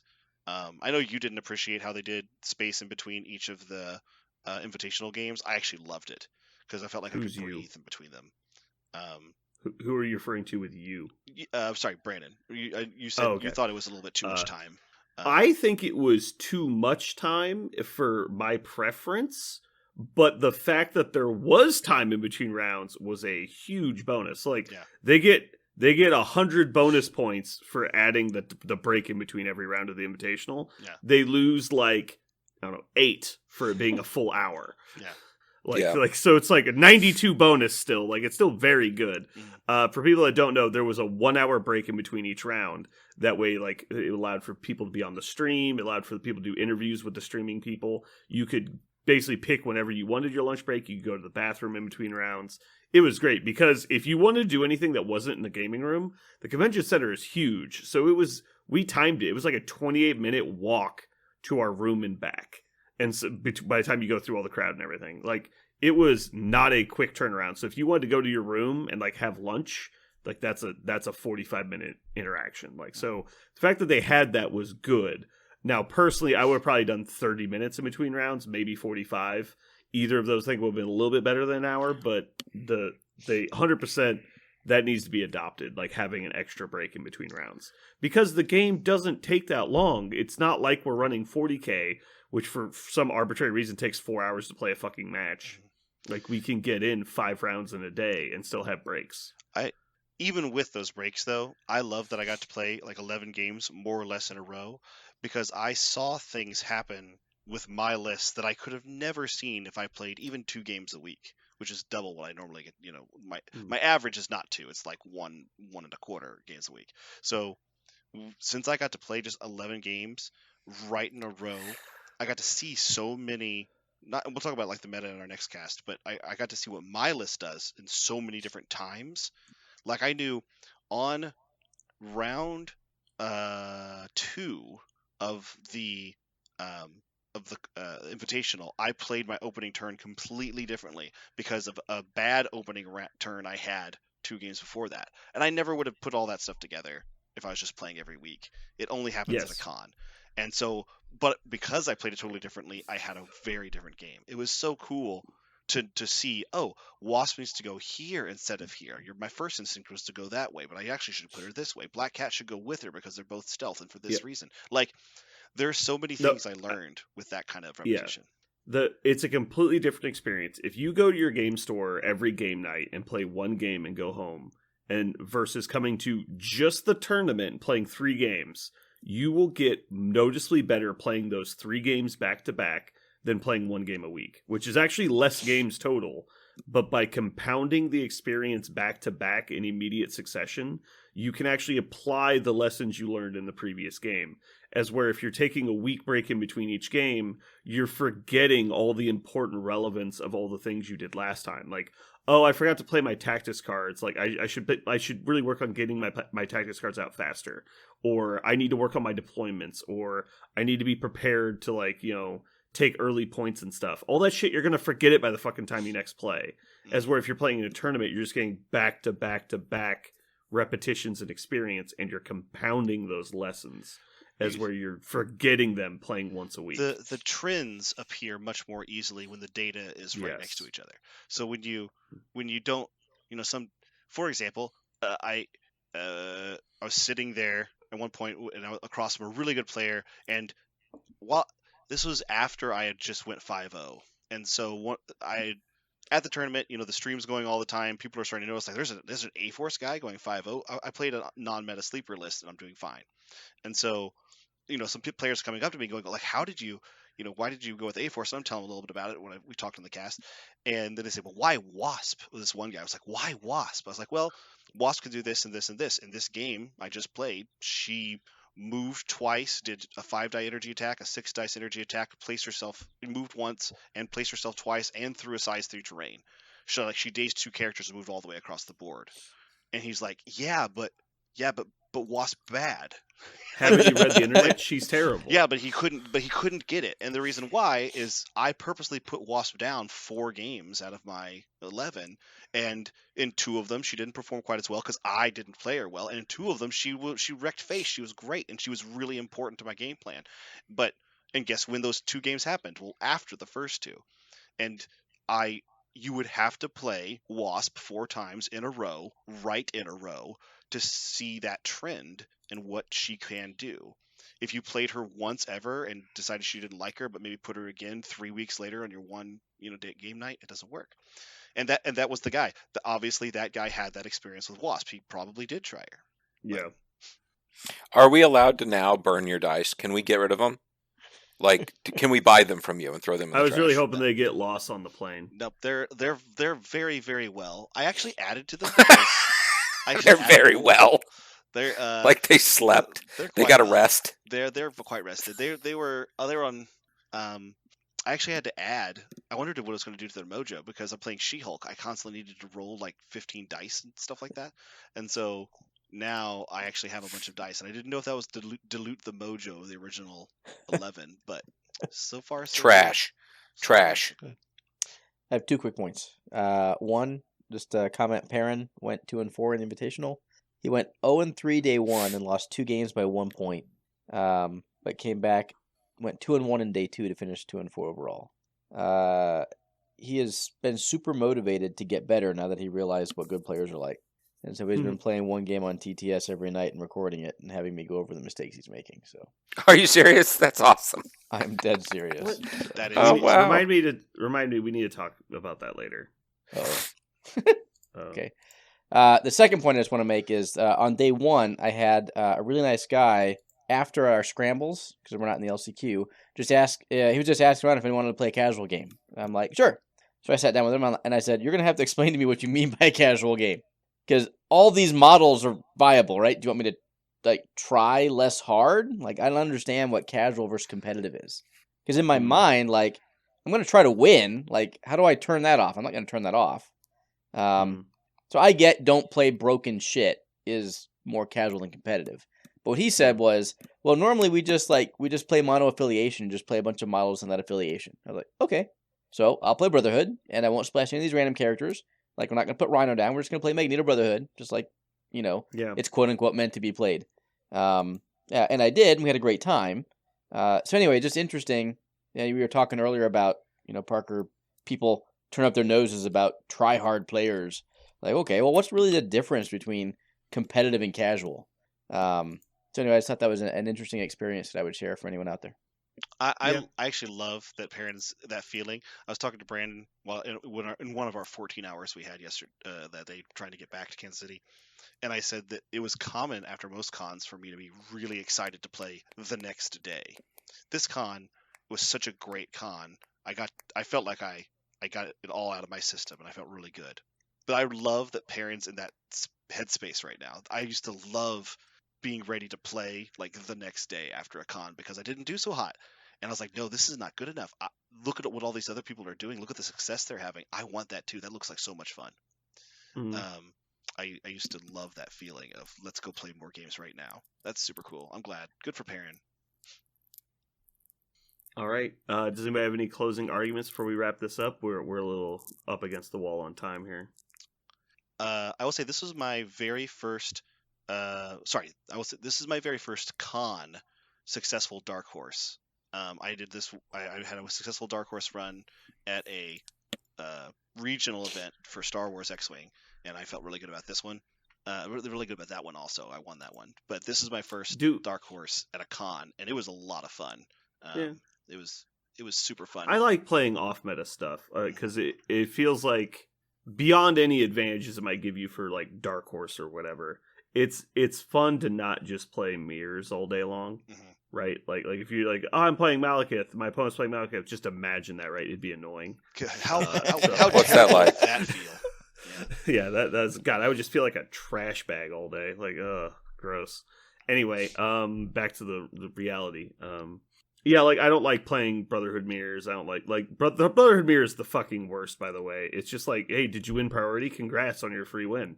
Like, it's just the fucking worst. It's like, oh, you don't get magnetic refraction and you get to kill your opponent's Magneto. That seems good. Yeah, it's just gross. But yeah, it's just different because that's one of the things I like about Convocation. You don't get the Convocation mirror very often, and everyone like playing is trying to figure out what you're doing, and it's not just like scripted. Mhm. Like everyone just knows what's going on. It brings a lot more interesting thought into the game, because when people don't know your list very well, they tend to do different stuff to try and like feel you out. And so every game you play is a little bit different. As where if it's like, okay, we're playing the Avenger, X-Men game, whatever. It's like, well, that's been played enough that it's kind of figured out. So like the same shit happens every game. But when it's like your first time playing Avengers, you're like, trying to attack it in all these different ways. And so you have to come up with different ways to counter those attacks.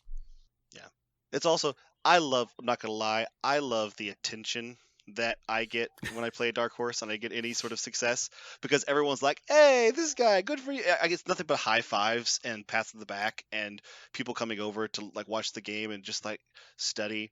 I love that kind of attention. I do not enjoy it as much whenever I am, scraping through, kind of like you said, with people who know exactly what I'm doing and like, oh, of course that guy is doing fine because he's playing the best meta models. Again, we get to see this model again. But when I'm doing well with something weird, I love that people are like, oh, I want to know why he's doing that or how he's doing that. It doesn't change anybody's mind about the models, like i.e. that Wasp story, but it's still, I love those kind of conversations. It's fun. Well, it's because Wasp is trash, and we can move on now. Right. Uh, Says everyone. All right. I will say this for sure. LVO did not disappoint. It's pretty much exactly what I expected it to be, which is good. I like the laid back attitude everybody had. I think it was partially due to the breaks and rounds. Like everybody was just kind of relaxed, got to talk to their friends in between rounds. Like nobody was rushed and hurried, as where like Adepticon we've talked about in the past, like had horrible time management issues. And I think that was unfortunately mostly due to just like, people trying to figure out how to run the convention well, and it was just like they didn't. It was the first year for it, so like nobody had any experience for how to take control of it, and it was a nightmare. Well, Like starting every round 20 minutes late to your table is like, oh, it was so annoying. Well, I don't want to speak for Jeremy, but speak for yourself. That LCQ was a bit of a grind, and everybody was pretty rushed to that. But Nah, it was fine. You guys are remember- hilarious. You're playing A-Force, like all of Jeremy's games ended on like fucking 30-minute mark. They did. That's true. was not- Jeremy did get kind of. He did just kind of. Oh, I won in 20 minutes. Oh, I lost in 20 minutes. Okay. Hmm. No, That's the one I of lost was less. It took longer than that to lose that one because I did it on camera. Y'all can watch it. Yeah. The 5-rounder got a little grindy, but the one thing about just people and stuff, like the whole event, it was great to be just kind of being there, and people would look over and be like, "Hey, what do you got?" And you just start talking and bullshitting about whatever. Just the community was just so cool. And with that said, like, shout out for like Lexa, her podcast and just the way she is online. That's her. Like, she's just a really cool person to talk to and just hang out Very around. friendly. Very friendly, just an awesome person. So mad props. I met tons of people like that, but of the ones that are just very rememberable and remarkable, and the one who was there cleaning up on the last day, the last person, like doing the last things. I mean, she Yeah. was in there just from start to finish. So huge props. Yeah. I'm going to be going on her podcast next month, I think, and we're going to be talking about some non-meta character stuff as usual. So Cool. Should be fun. yeah. Yeah, she was the whole time. It was just you could tell it was all for the love of the game, right? Super genuine. She just wanted everyone to love and enjoy the time as much as she was doing it, as much as she was. That's how it felt all the whole time. that's a really cool like environment to be around. I'll say that a big props to. We didn't mention it yet, but even though some people had words for the terrain, I actually loved the terrain because there was so much of it. And yeah, maybe they didn't have as much as we like to play on every game night because we only have like 3 boards to do. They had so many freaking fields, and they all looked good. Every game mat had the spots on it. The best con terrain and mats I've played on. Yeah. But that being said, I do have a critique. Some of the tables were, in my opinion, very poorly positioned. There's like one of the tables we pointed out. There's like 5 size 1s across the center line, and all the big terrain is on like the deployment zone line. It was really weird, and so it's just like obviously a better mix of deployment of the terrain would have been better. And then one of the tables had these like crystal outcroppings which as the looked terrain. Awesome. They looked amazing. It looked beautiful. Yeah. It was a fucking tire fire to try and play on. Yeah. Because there's just outcroppings of crystals that were 8 to 12 inches across with a jagged edge all the way around it. So 2 models that are standing right next to each other have cover from each other, and models 3 inches apart can't see each other. It was a nightmare. Yeah, and then like trying to deploy objectives and models on top of it was impossible. Those specifically, I think they were trying to use them for like a different game. It was weird. But huge props to Tyson. Tyson and Charles were running the LVO stuff, and then Lexa was helping them, I believe. So those were like the 3 staff members. Mm-hmm. And Tyson, I believe, painted all of the terrain, and he did it in like 3 months. It was like over 100 tables. It was really impressed. It was amazing. And then he sold it all. And they sold it. Yeah, they sold, I believe, all of the mats they had, all the mats and some of the terrain, not all. And I think it was like a third of the terrain. It was a lot. Wow. So are they just gonna? I know they're really excited because they're gonna use that to do more next year. But I actually thought they were gonna keep more. But I guess how do they get it home is the idea. Right. So that you're transporting everything, so it just makes it easier to transport, and then you just build it up more later. It totally makes sense, and it helps the community in the meantime. Plus, there's no guarantee that those extract scenarios shapes are going to be the same a year from now, so you might as well sell them as opposed to store them, and just make new ones for the next one. Well, it's because LVO is hosted by Frontline Gaming. Frontline Gaming. I always forget the name of it. Frontline Gaming, which is the one that made all the mats, and so obviously they supplied the mats, which was great. And so they had the overlays and everything. It was awesome. Yeah, my only critique with the terrain was the random crystal tables. There was like 2 of them, and then I played on one. The deployment of the terrain was frustrating sometimes. I get they're supposed to be varied terrain, but like when you get on a table that only has size 2s and size 4s, and the size 4s are in the corners and like super fucking far from where the action is, so you're basically just playing on a table with like 8 size 2s. It's kind of annoying. To be I'll actually have a total counterpoint. I don't mind when there's a feel or an impetus at a competitive event to make boards more or less symmetrical or make the quadrants similar with sizes and things like that. But I don't mind it when I play one round where everything's kind of in the middle, the next round everything's kind of at the edge. Some rounds there's like a big killing field in the middle, and sometimes there's a big fucking crystal mountain. I enjoy that it changes between rounds.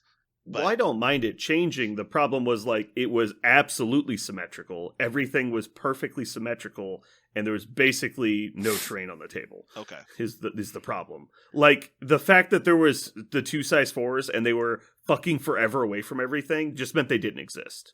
Like, right. Don't even put them on the table, basically. Mm-hmm. And then most of the terrain is like in the deployment zones, and you're like, okay, so we're basically just playing in a killing field with like 4 size 2s, like.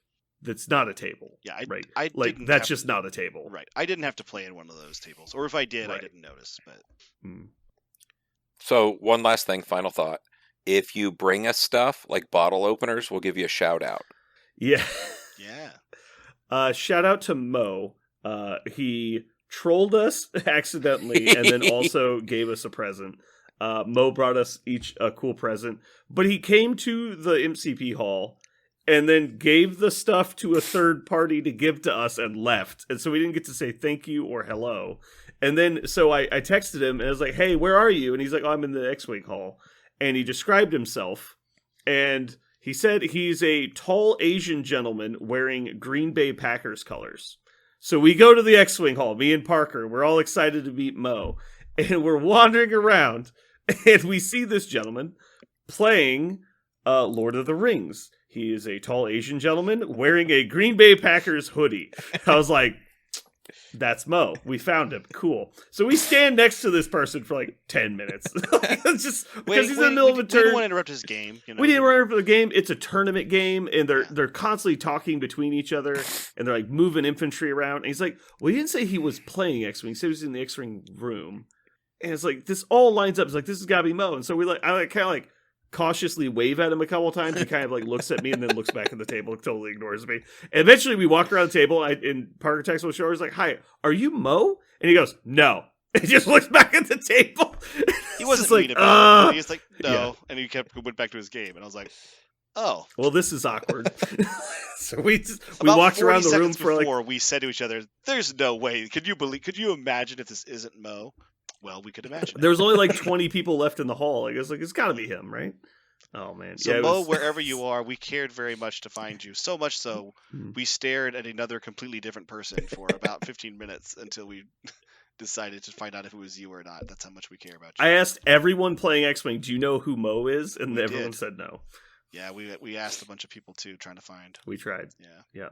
But yeah, it was great. We did meet several other listeners. I believe Aaron was identified by his voice. Yeah. Eric came up to me and was like, "Your voice sounds familiar." I'm like, "Really?" Yep. Yeah. Yeah, it's always fun. Did you say it's in War one of the Machine- voicemails from your wife's phone? Yeah. You're the one. Yeah, that was always fun in War Machine because so many people traveled for cons because War Machine was a huge competitive game, so everyone traveled that played a lot. And so we would go to cons and constantly get recognized by our voices. It was pretty funny, which is always awkward because you're like, why is this person really excited to talk to me? And then they bring up that they listen to the podcast. You go, oh, okay. This makes more sense now. Anyway, we definitely have to wrap up because we're over time now. Thanks everybody for listening. Next week we'll have some more data-based conversations about LVO. We wanted to get all of the fun stories out of the way though. Stay tuned after the podcast for story time. And one of the stories is kind of gross, thanks to Parker, because Parker does gross things. I find gross things. Let's So be fair. caution. You do gross things. Anyway, Comes to the territory. thanks everybody for joining. This has been Brandon. And Parker. And Jeremy. And Aaron. And thank you for listening to Tales from the Con.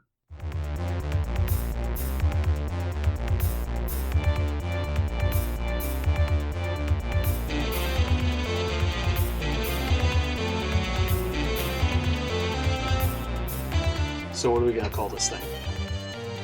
I got it. Okay. Incredible, new, fantastic, astonishing, mighty, original, uncanny, sensational podcast. I'm just gonna put down infamous.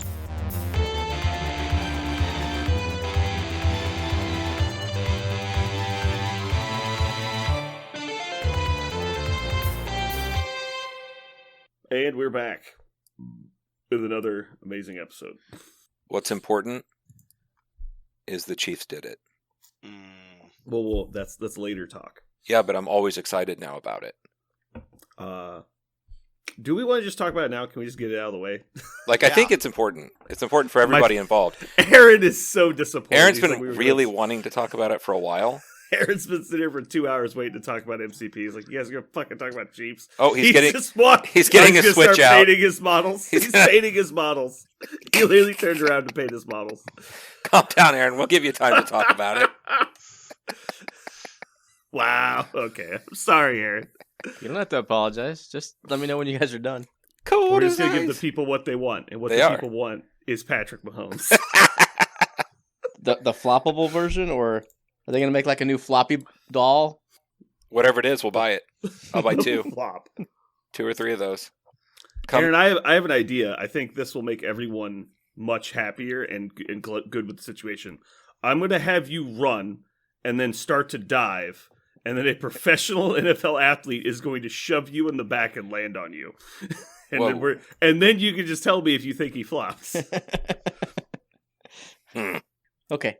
My favorite is the people that freak out about the flop. Is the Joe Burrow flop off Frank Clark was so much worse. Oh, and they're yeah. like, Frank Clark blew him up. He's like, he touched him with a palm while he ran past him, and Joe Burrow literally backflipped off of it. Like, yeah, okay, bro. Hey, you got to do what you got to do. Got to do what you got to Yeah, do. like I don't care about flopping because most of the time I actually don't think the refs call the flops, and which is whatever. Like I get it. Like, you're the kicker, you got hit by against somebody. It's like you have to flop. Like, it's whatever. Because it's not like you act like you're dead until like in the soccer where like people like actually pretend to be seriously injured until like the second the penalty gets called and they stand up and run off the field. You're like, okay. So anyway, the Chiefs game happened. I just want to bring up this point. I asked Parker if he wanted to drop out of the 6th round of the Invitational because, he, not to be mean or anything, like none of the 3 of us were in the running for like the final. So, because we had all already lost a game. So the Chiefs mean a lot to me. And I think that's pretty obvious. Jeremy is a middle Chiefs fan, in my opinion. He is a fan. I'm happy to say that Jeremy is a fan. Yeah. We both very much enjoy the Chiefs. Mm-hmm. Parker is much more of a casual fan, which I understand. He said, no, I'm going to play in the last game because I really want to play MCP because I don't get to play a lot of MCP, which I understand. That's a solid opinion. Mm-hmm. Parker, that being said, was that 90 minutes not the most entertaining 90 minutes of the weekend? Admit it. I'm looking. I'm searching all the 90 minutes. Your heart rate probably didn't go below 120 the entire 90 minutes.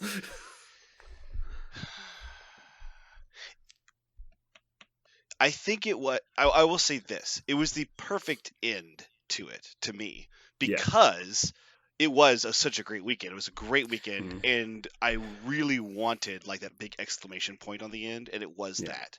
So, was it the best 90 minutes I had? Maybe not. I think my 5th round in the LCQ was probably my best 90 minutes because of what happened. Okay. But that's the only because of what happened. That game was still fantastic. It was amazing end to it. Yeah, I loved it. You definitely got your cake and ate it too. Like, yes. Really. Like, you got everything. Yeah, I had to. Nothing. I lost nothing. I didn't even lose $1. I actually got back all my money. You didn't even lose $1. You're like, I lost $2, and then I bet, and I got my $2 back, and I'm great. I did everything I could to make sure that the team averaged out on the weekend when it comes to gambling. But anyway, we're going to move past that. Yeah. So for the Chiefs, it's just they just mean so much to me because I grew up loving the Chiefs, and it's just a whole thing. Winning that game was there's very few times in wargaming that I get the satisfaction and a thrill of that I get from watching Chiefs. And so when I told people that I almost didn't go to LVO because of the AFC Championship game, they looked at me like I was insane. But like and when I told them like if I was 5-0, I would probably drop and go watch the Chiefs game. And I told that to Ominous, and he was like, please don't fucking do that. Like I really hope you don't go 5-0 because I don't want to deal with that situation. And that's fair. That would create a shit show.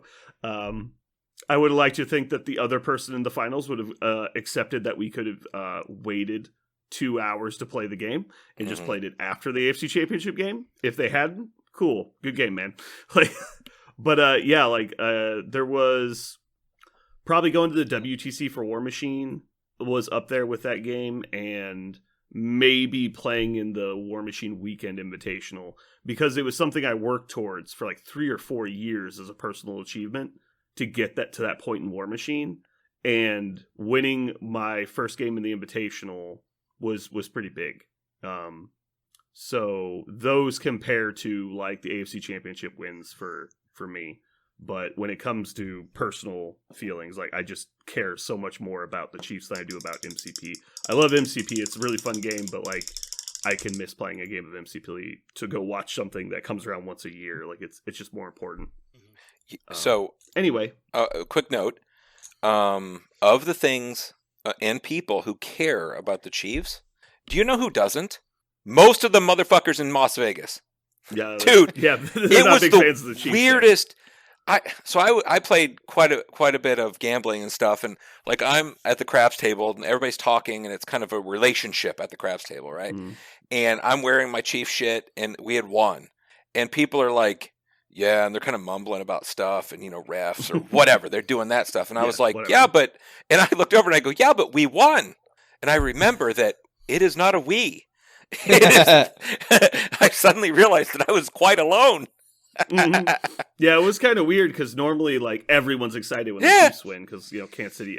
Most people are Chiefs fans. Yeah, like everybody Um, whistles to work the next day in Kansas City. Yeah, Uh-huh. there's just like this euphoria over the entire city Yeah, for like it's- several days. Yeah, it's really And it's not the same in every city. Like, No. when you go to, like, I lived in Oklahoma for a while, and when the Thunder were in like the NBA Finals, like a lot of people didn't give a shit. Like nobody cared, Mhm. and it was like, okay, whatever. Like maybe it's just a Kansas City thing, but I think it's just a Midwest thing in general.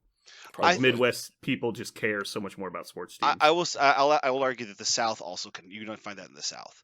Like, yeah, some- no, like college and South are really fanatical Yeah, about it. yeah. They will shut down a street for a week to like make sure that everybody can just stay there and drink and have fun in some Mhm. towns of the South, college towns. They will just they are hardcore about their football. Maybe other sports as well, but football is the one I know. They will go all out. They go ham. It's hard as a motherfucker for their football. Tell you one thing though, I was not great at the casino gambling, but I was very good at the sports gambling this weekend. So I feel good about that. I You got even all won a those. bet with Ominous that the Chiefs would win. Ominous bet me a beer that the Chiefs would lose. Aw. And then he ducked me after the game was over. I couldn't find him anywhere. Well, Obviously he was at dinner or something. I'm kidding, but our following keeps growing, and the thing is anyone who listens to this podcast knows that if you ask Omnis to get a shirt from us, yeah. he does Mhm. have them, and just Yeah, let him Ominous know. has our shirts. Yeah, and he gives them out for free. You just have to ask him. Yeah.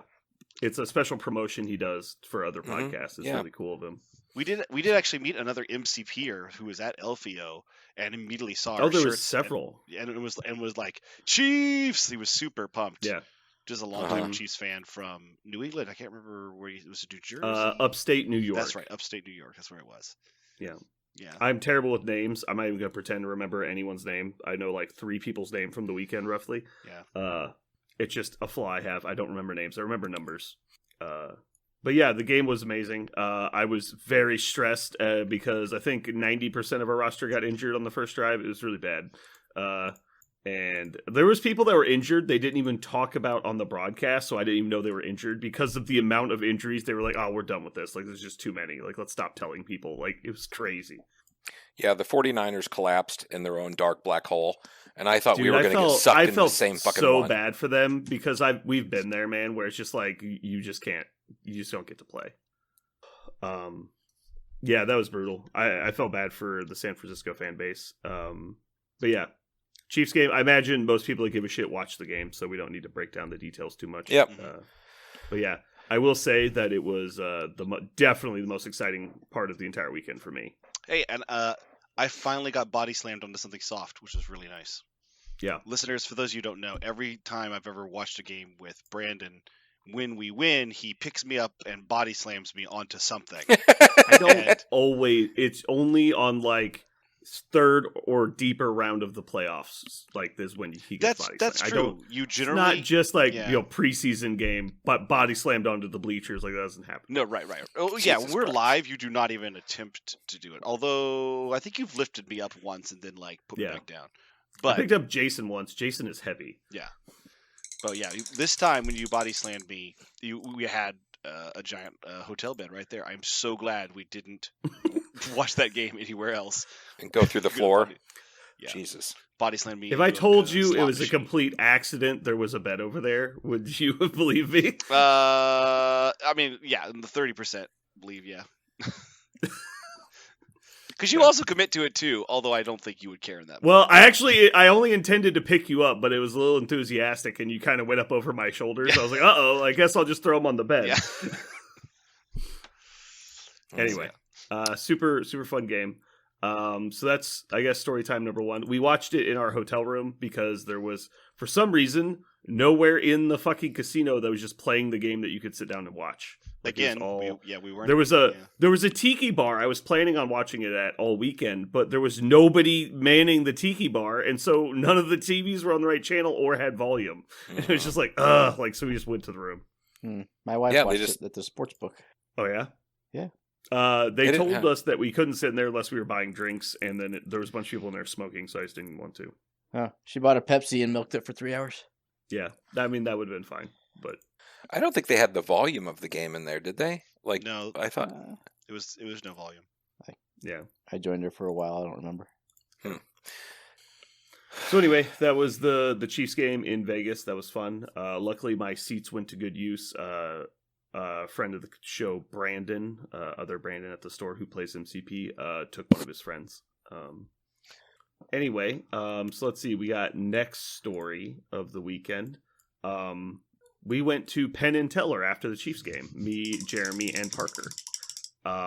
And thanks to my amazing schmoozing of the staff, we got upgraded. Is that what it was? we Yeah, that was definitely it. I walked by them and said hi. You pressed a crisp folded $1 bill in his palm, and they were like, Oh, that's bribery, sir? Giorgio. That's a crime. "Papa Giorgio to the front." hmm No, yeah, they just randomly offered because I guess they wanted it to be full at the front and the front seats didn't sell. I don't know.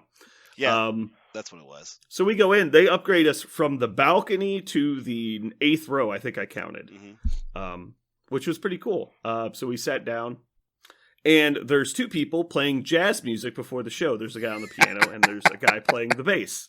I'm trying And very I sit hard down, not and I to look at interrupt them, the and I story. go, man, why are they playing jazz? That's really weird. I wonder if one of the people in the show likes jazz. And so then I look, and the guy playing jazz is wearing a hat kind of faced away from us.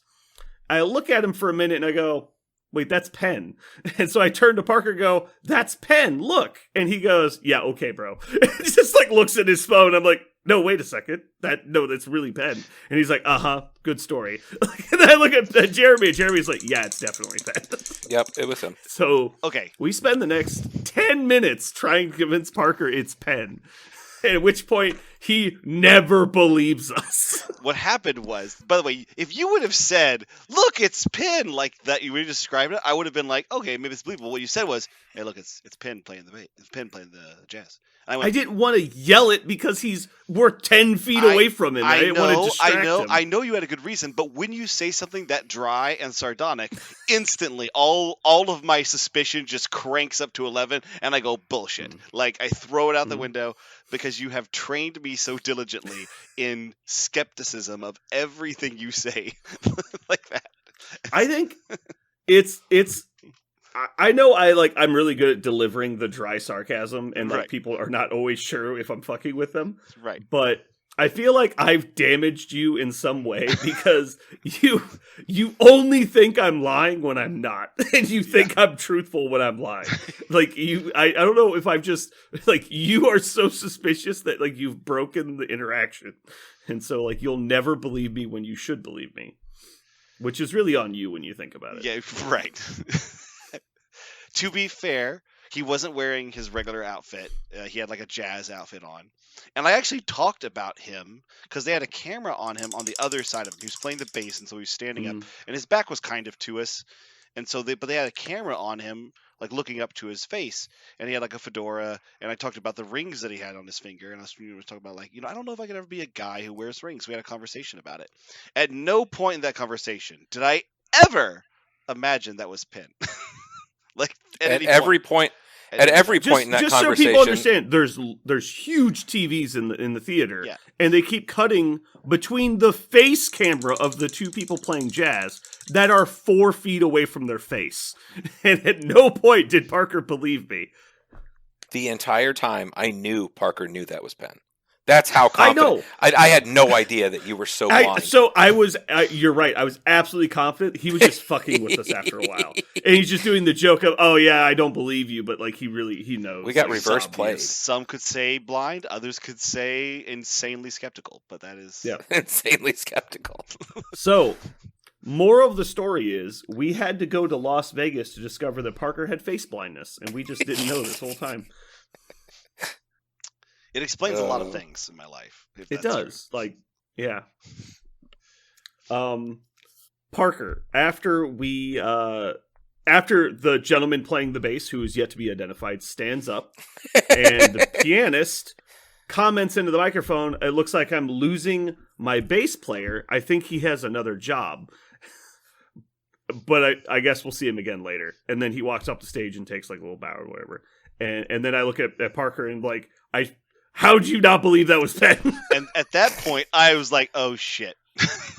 This whole time, that was Penn.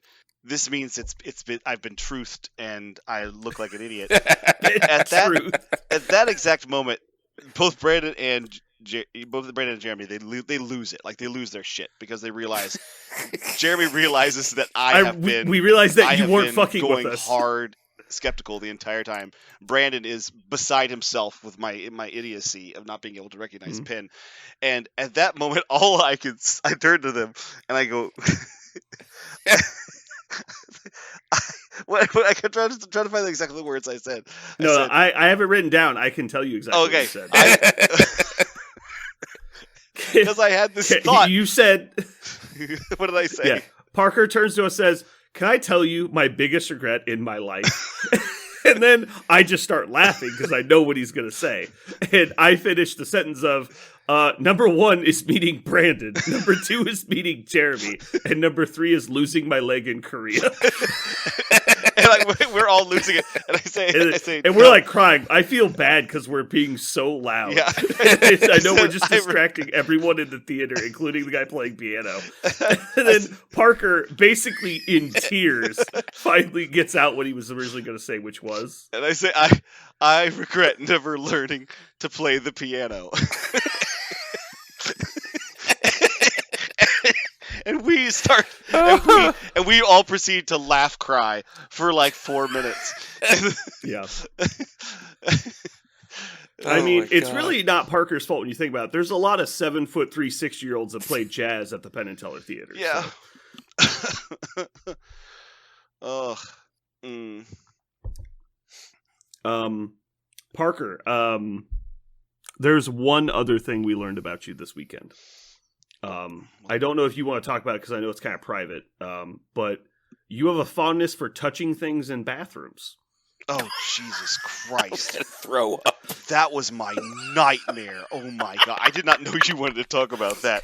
You don't have to. You can keep it a secret, but my personal preference is when I'm in a bathroom, I'm very particular about things I put my hands on. And I understand that you like to close your eyes and really feel your way through the situation. Jesus Christ. Okay. We're in a Vegas airport and we're getting ready to go through security. And the cleanest city in the world. It's Vegas's pre-terminal bathroom. And we go in there. It is just a nightmare room to begin with. There's only 2 stalls and 1 urinal. And there are, of course, thousands of people going in this bathroom every day. And the I was attendants amazed are not how keeping small up the with bathroom was. Yeah. Yeah, the room the bathroom is attached to holds 400 people. Right. And there were 300 people in the room. There's a bathroom with like fucking 4 units in it. Yeah. I'm like, okay. It blew our minds. And so Brandon goes into the urinal. A little kid walks into the stall in front of me. And so I'm standing there for a second. And so, the kid walks out and I go to close the stall door. I pulled it all the way closed, and I put one of my hands on the latch. I closed the latch, and I pulled my hand off, and I realized I have also pulled off an entire human loogie, like, off of the bathroom handle. And I look down at it, and I almost, like, vomit on the spot. I was like, oh. Just on your own hands. It's just all...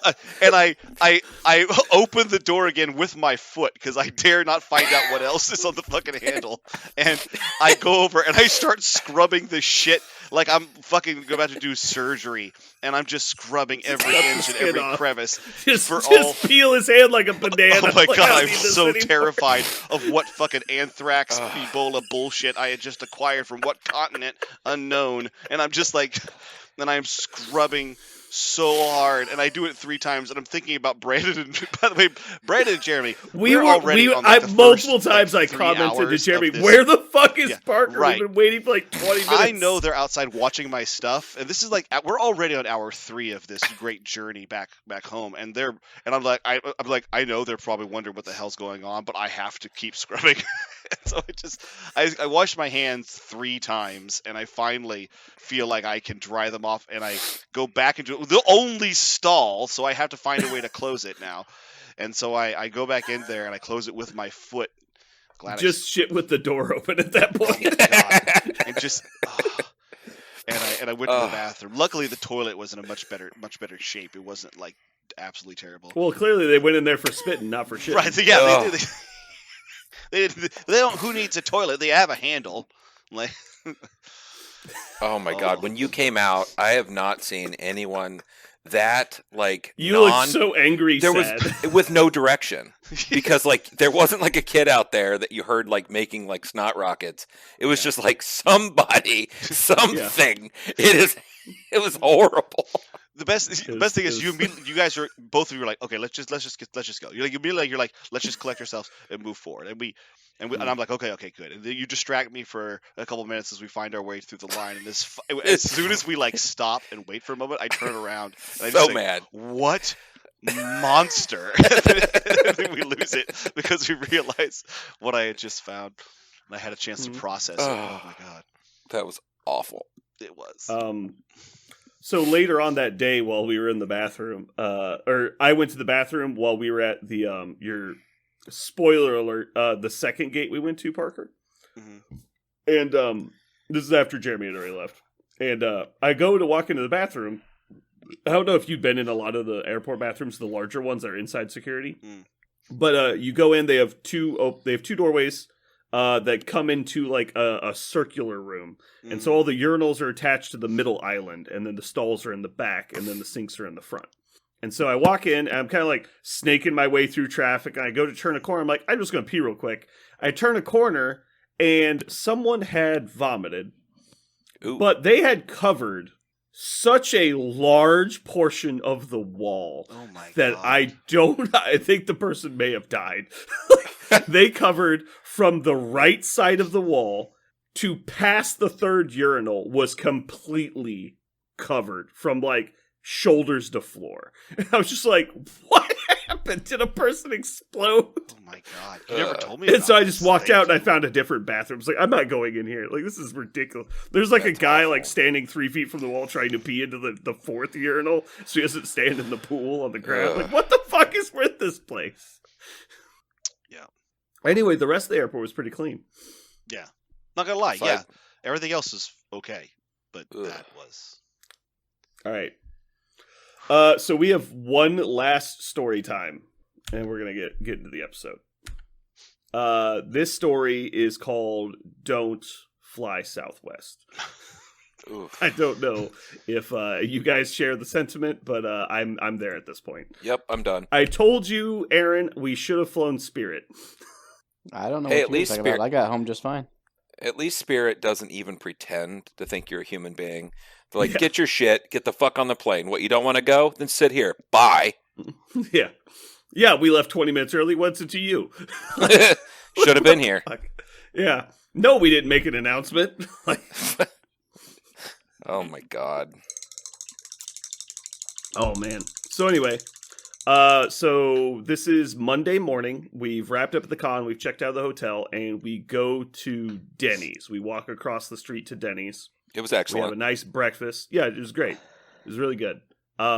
We messaged for the Uber, which is about a 20-minute car ride roughly with traffic. It's really not that far. And while we're waiting on the Uber, we all get a text alert that our plane has been delayed 2 hours and 23 minutes, which is annoying. Whatever. So we're like, well, what are we going to do? Because we've already checked out the hotel. We have all of our bags. So like we could go stand in the lobby of the hotel and watch our bags for 2 hours. Or we could just go to the airport and relax. And it was like, yeah, let's do that. So, and interrupt me at any time if you guys want to throw in some more information here. I started go to the becoming airport. skeptical. Yeah. Yeah. We go to the airport. It was still delayed till 4:43 when we got to the airport. So we're like, okay, maybe like a plane got canceled, so they have to wait for the next plane to come in. Whatever, we'll see what maybe they can do something for us since we're just be sitting here for a few extra hours. We get to the airport at noon. Like we get to the security at noon. This is when Parker has this little adventure in the bathroom, and we get through security. They have drug sniffing dogs. It's cool. Whatever. We go in. We walk quite a ways to Terminal C because for some reason the terminal starts at C26 and then goes all the way to C1, and we were at C5, which makes all the sense. But anyway, we get down there, we get to the line, and there's a pretty decent line to talk to the ticketing agent because 2 other flights have just been canceled going to like Indianapolis and Ohio somewhere, I think. So we wait in line, and we're like, hey, what's going on with our flight? Do you have any updated information? She says, no, we've been kind of trying to deal with the 2 canceled flights. So we go sit down, and as we check our phones, it's been delayed till 5:03 now. And so it was 4:43, now it's 5:03. And so we are kind of chatting, and a lot of people are getting in line because all their flights just got canceled. Jeremy is trying to learn how to use his cell phone. I help him with it, and as we finally get his thing to load the information, it finally loads and says flight canceled.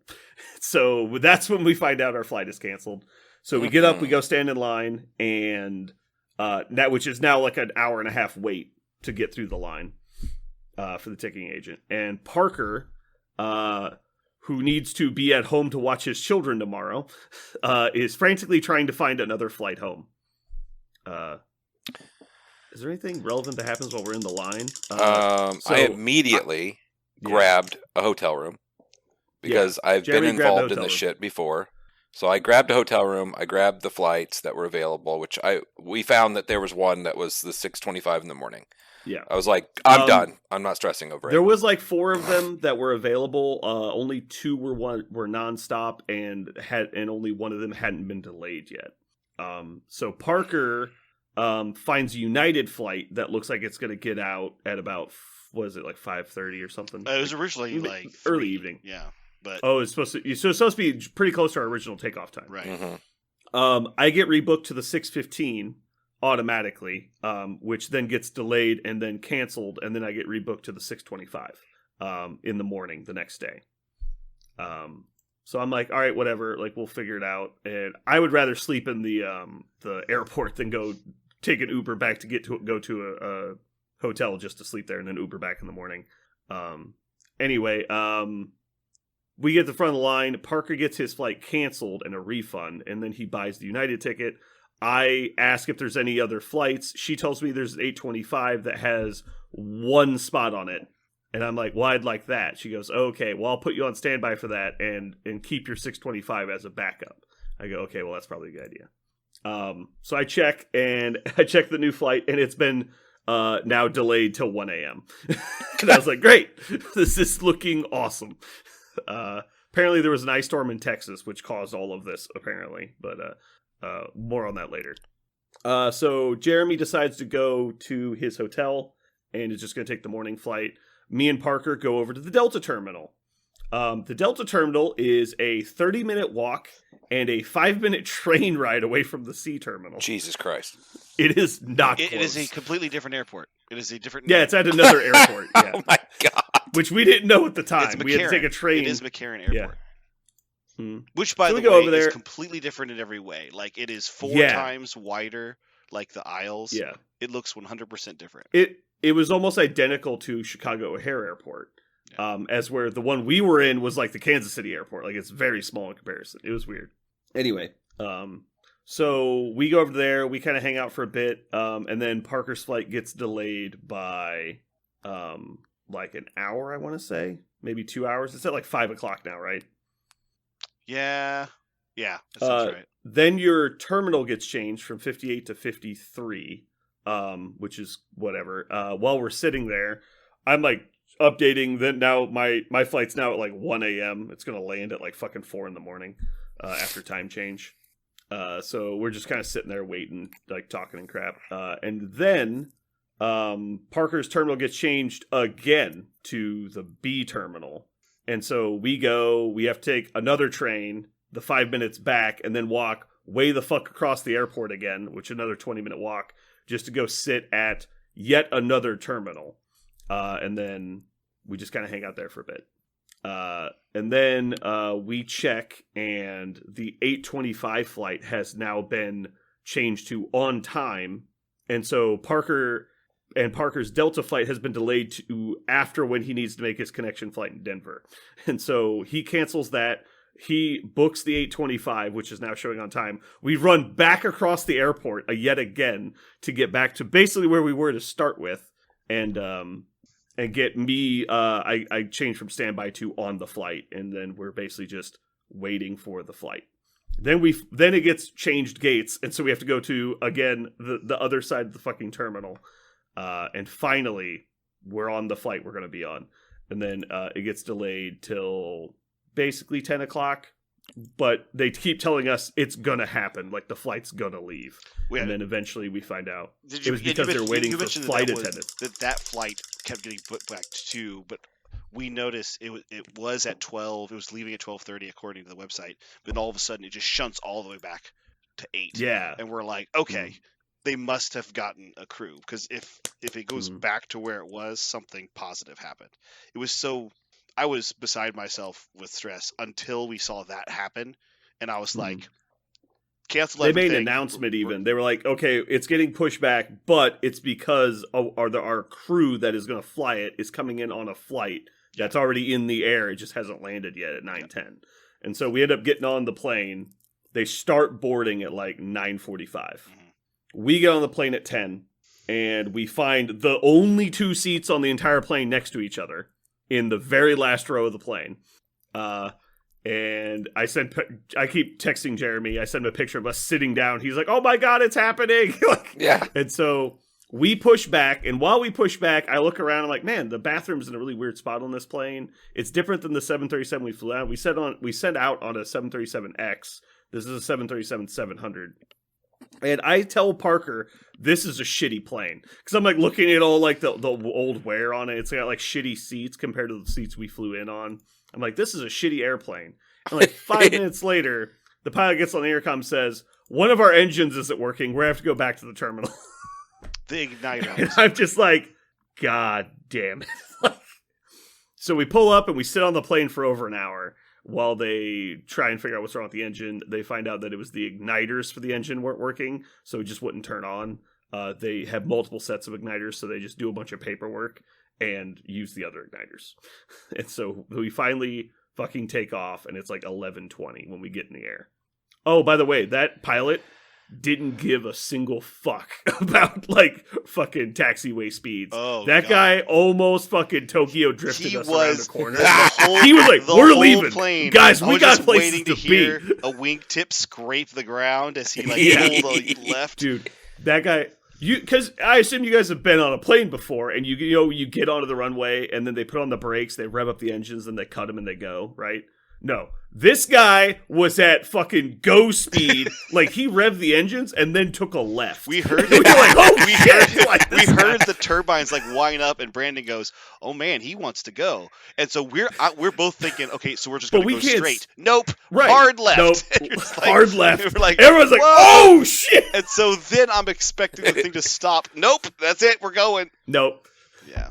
No, yeah, that guy was like, we're getting the fuck out of here. Yeah, he even said, when we're sitting there, the thing's just, sitting there for an hour. He's like, we're actually going to put in a little bit more fuel so I can go a little faster. Well, if we're going to, like, he just wants to burn fuel. Screw mileage, screw the ecosystem. Wow. Just fucking burn it to go. Yeah, Well, no, it was great. They might have had a hard crew rest limit. Like, they either land by a certain time or they can't take off. Right. Yeah. So... Oh, yeah, and they probably needed the plane in Kansas City desperately because all of the fucking delays. Like, they didn't do it for us, right? They're not letting the plane go faster for us. They're doing it because they need to. Yes. Like, that's how corporations work. They've already got our money. They don't care. So we finally get in the air, and the flight attendants start coming around. I've been chatting with the flight attendant in the back. And kind of telling him what we've been through today, because we got to the airport at noon. We took off at 11:20, and we were supposed to leave at 2:30. We'd been to like 6 or 7 different gates and terminals that day, And so he's coming around. He's like, "Do you guys want drinks?" He's like, "Can we get some drink tickets?" He's like, he says, "You can have whatever you want." I was like, "Awesome. Can I get a big wave because it's on the menu?" He's like, "Well, we don't have big wave." I was like, "Oh, okay. Well, I'll take a Lightning Kugelman. It's the closest thing that you have." He's like, "Oh, okay." Comes back, he goes, "We don't have Lightning Kugels. We basically only have High Noon." And I'm like, I was like, "All right, I'll take a Bacardi and Coke then." And normally when they bring you the things, it's just like the little 1/3 of a can of Coke. He brings me a full Coke, a cup of ice, and 2 full bottles of Bacardi. I'm like, yes, this is what I'm talking about. Let's get fucking hammered. Wow. It was great. Well, my comment towards all of that is you all took care of it in a way that you were capable of doing. Me being very self-aware of what was about to go down.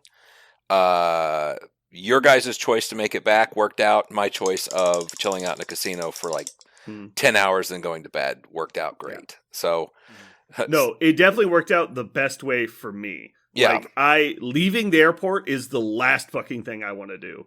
Yeah. It's just the opposite for me, which I totally understand. Yeah, I mean, so on my end, because I actually had a really good time in the airport. Like I'm just like hanging out in the airport. I was like, dude, I could just ride the train for 3 hours. I don't give a shit.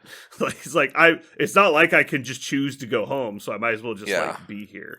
Well, and the way I was thinking is it was another day off for me. And when I have a day off, I don't want to waste it in an airport, like ever. Yeah, no, I get it. I was like, I'm going to go be in the casino a bit more. And I mean, obviously, I enjoyed playing craps and doing the casino stuff a heck of a lot more than you guys did. So it ends up working out. It worked out great for everybody, really. Worst case scenario for me, if I was, because the original plan was, worst case scenario was I'm going to wait till the 6:25 flight the next day. Yeah. Which we did. It was like 16 or 17 hours. It's like, you're telling me I'm going to get to sleep for 8 hours and then watch like 7 hours of TV? I'm like, yeah, I can do that. Like, that's nothing. Like, and then, so instead, me and Parker watched like 12 episodes of Always Sunny, which was a great time. Yep. I honestly thought, I thought for sure I was going to come back to the airport, like, and you guys were just going to be there and we're all getting off the same plane. Like, I had zero, like, thoughts that you guys would actually make it onto a flight the way that was going down with Southwest. I'm glad you have faith in me. I appreciate that. Oh, I don't have any faith in the airport. I have plenty of faith in you all. I'm like, it would not have surprised me if you were like, we started hiking home.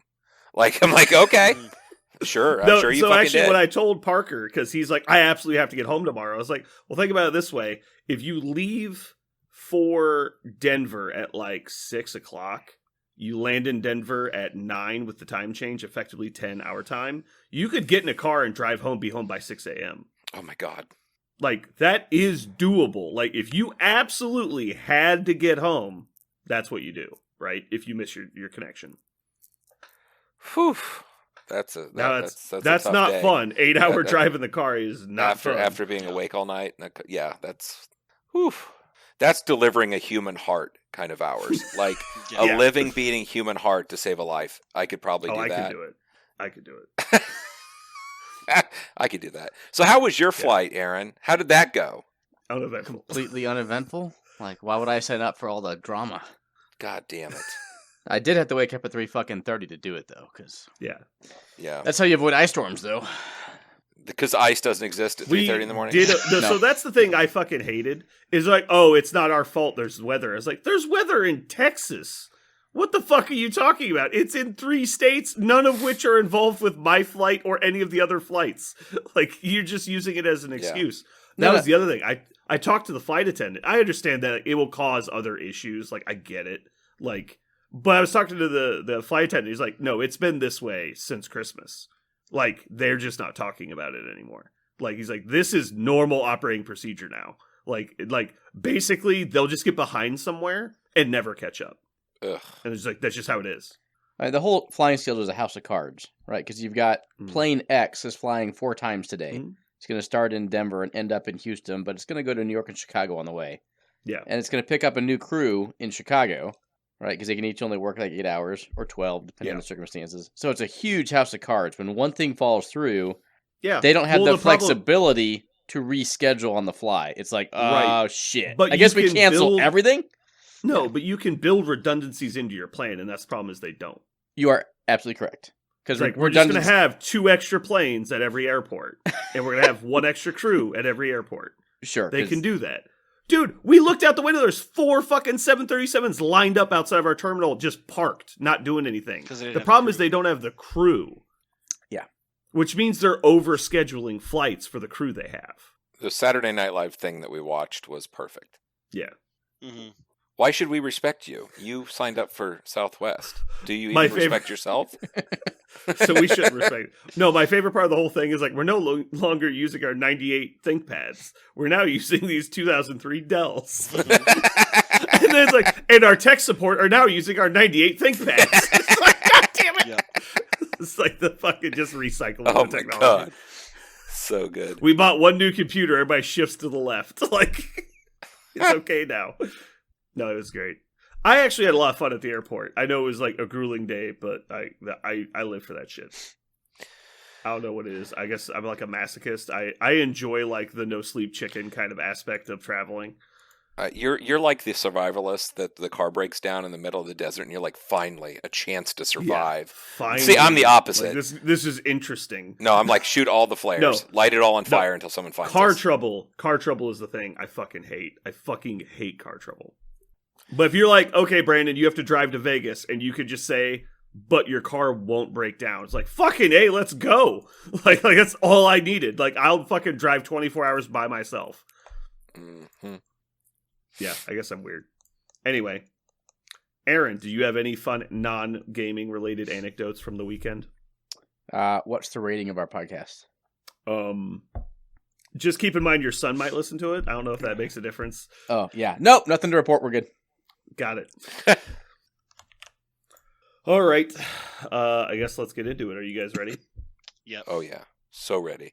I've never been so ready. Loogie on a door handle ready. Mm-hmm. Parker, did the lock have Braille on it? So like push left to close, and you're like, oh, you just got to touch everything. Like, Oh, it was one of those like sleeve ones where like there was a thing in the door, and I had to push a whole sleeve across. So there was no like. We call that docking. Yeah. Oh my god. And you had to just grab the whole thing. You had to whole hand it. Yeah. What I don't understand is that seemed like the one part of the story that Aaron was enjoying. What I don't understand is how I thought about it for a minute. I was like, how did it get on there unless the person intentionally did it onto the handle? Because I guess they could blow their nose with their open palms and like then touch it. And, like that was a thing they did. And they're just walking around with like fucking mucus hands. Yeah, that's the other option, I suppose. Like I don't. The only thing I can think of is like they sneezed right onto the door handle unintentionally. That's the only thing. Or like the door shut when they were like trying to spit and it just got in the way. But even then, what a monster, right? Like to be like, what a monster. Wait, gotta find a handle. And then like, like no, that's what I'm saying. Like they meant to do it on the floor and the door just like swung open on them. Oh. Because those things are spring loaded. Anyway, we're moving on. Yeah. Sorry, you guys had to listen to that. We'll give a gross warning later. Yeah. Nailed. Not the gang Hoxalugi. I mean, the gang didn't. I did. Parker just didn't see me go into the room first. Fucking snot rocket the door. Mm. The gang gets gonorrhea. It was like the triple fountain. It was both nostrils and my mouth, just right onto the handle. Ugh. Never. In I my actually whole just life carry would I around. forget I that. just carry around a little bottle of hand sanitizer in my pocket, and I just like to pour it on doorknobs, and then everyone just leave. Then people think it's gross as fuck later. Just terrible. Parker, just convince yourself that's what happened, and you'll feel better about it. I'm pretty sure it was just a sack full of cow semen.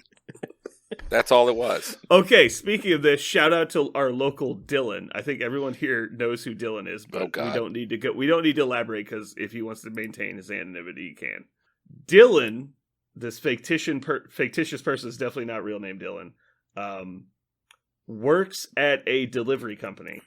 They deliver packages. Dylan one day was working and he had a large plastic barrel that he was delivering to a farm.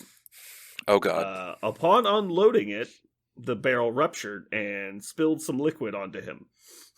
He then goes, "What is this stuff?" and reads the side of the barrel, and it is called reproductive fluid. Oh no, he got horse semen on it. He got horse semen all over himself. That was pretty gross. He showed me some pictures. I was like, yeah, you should not tell anyone that ever happened to you. Like, why would you tell me this? This was a terrible decision. Yeah, now, thousands of people are going to know that this happened to you. Also, I would be the same thing. Like, why would you let me know? That's not a fun story. It's just super gross. Yeah. I guess it's Oh, fun boy. because we weren't there. Mm-hmm. Yeah, he just wanted to make us feel included. Man, I love that con though. Even though that day had some really terrible stuff that happened, like that was such an awesome weekend. Just the best. I had a great time. No bad things happened to me. Yeah. Just Parker. Ditto. I would, if you told me you'll have to put your hand in a loogie in an airport, You will Wouldn't take happily it do back. it. but you'll have Wouldn't- like 3 amazing days preceding that, I would probably say, how big is the loogie? And then, Let's be honest, say Parker. yes. We could just say you could put your hand in the loogie and you say, how big is the loogie? Oh man. Worth the price of admission. God. All right, guys. I think we actually need to go because Yeah. my computer's going to turn off in like 8 minutes. Let's do it. All right, guys. Goodbye, everyone. Goodbye. Bad. Bye.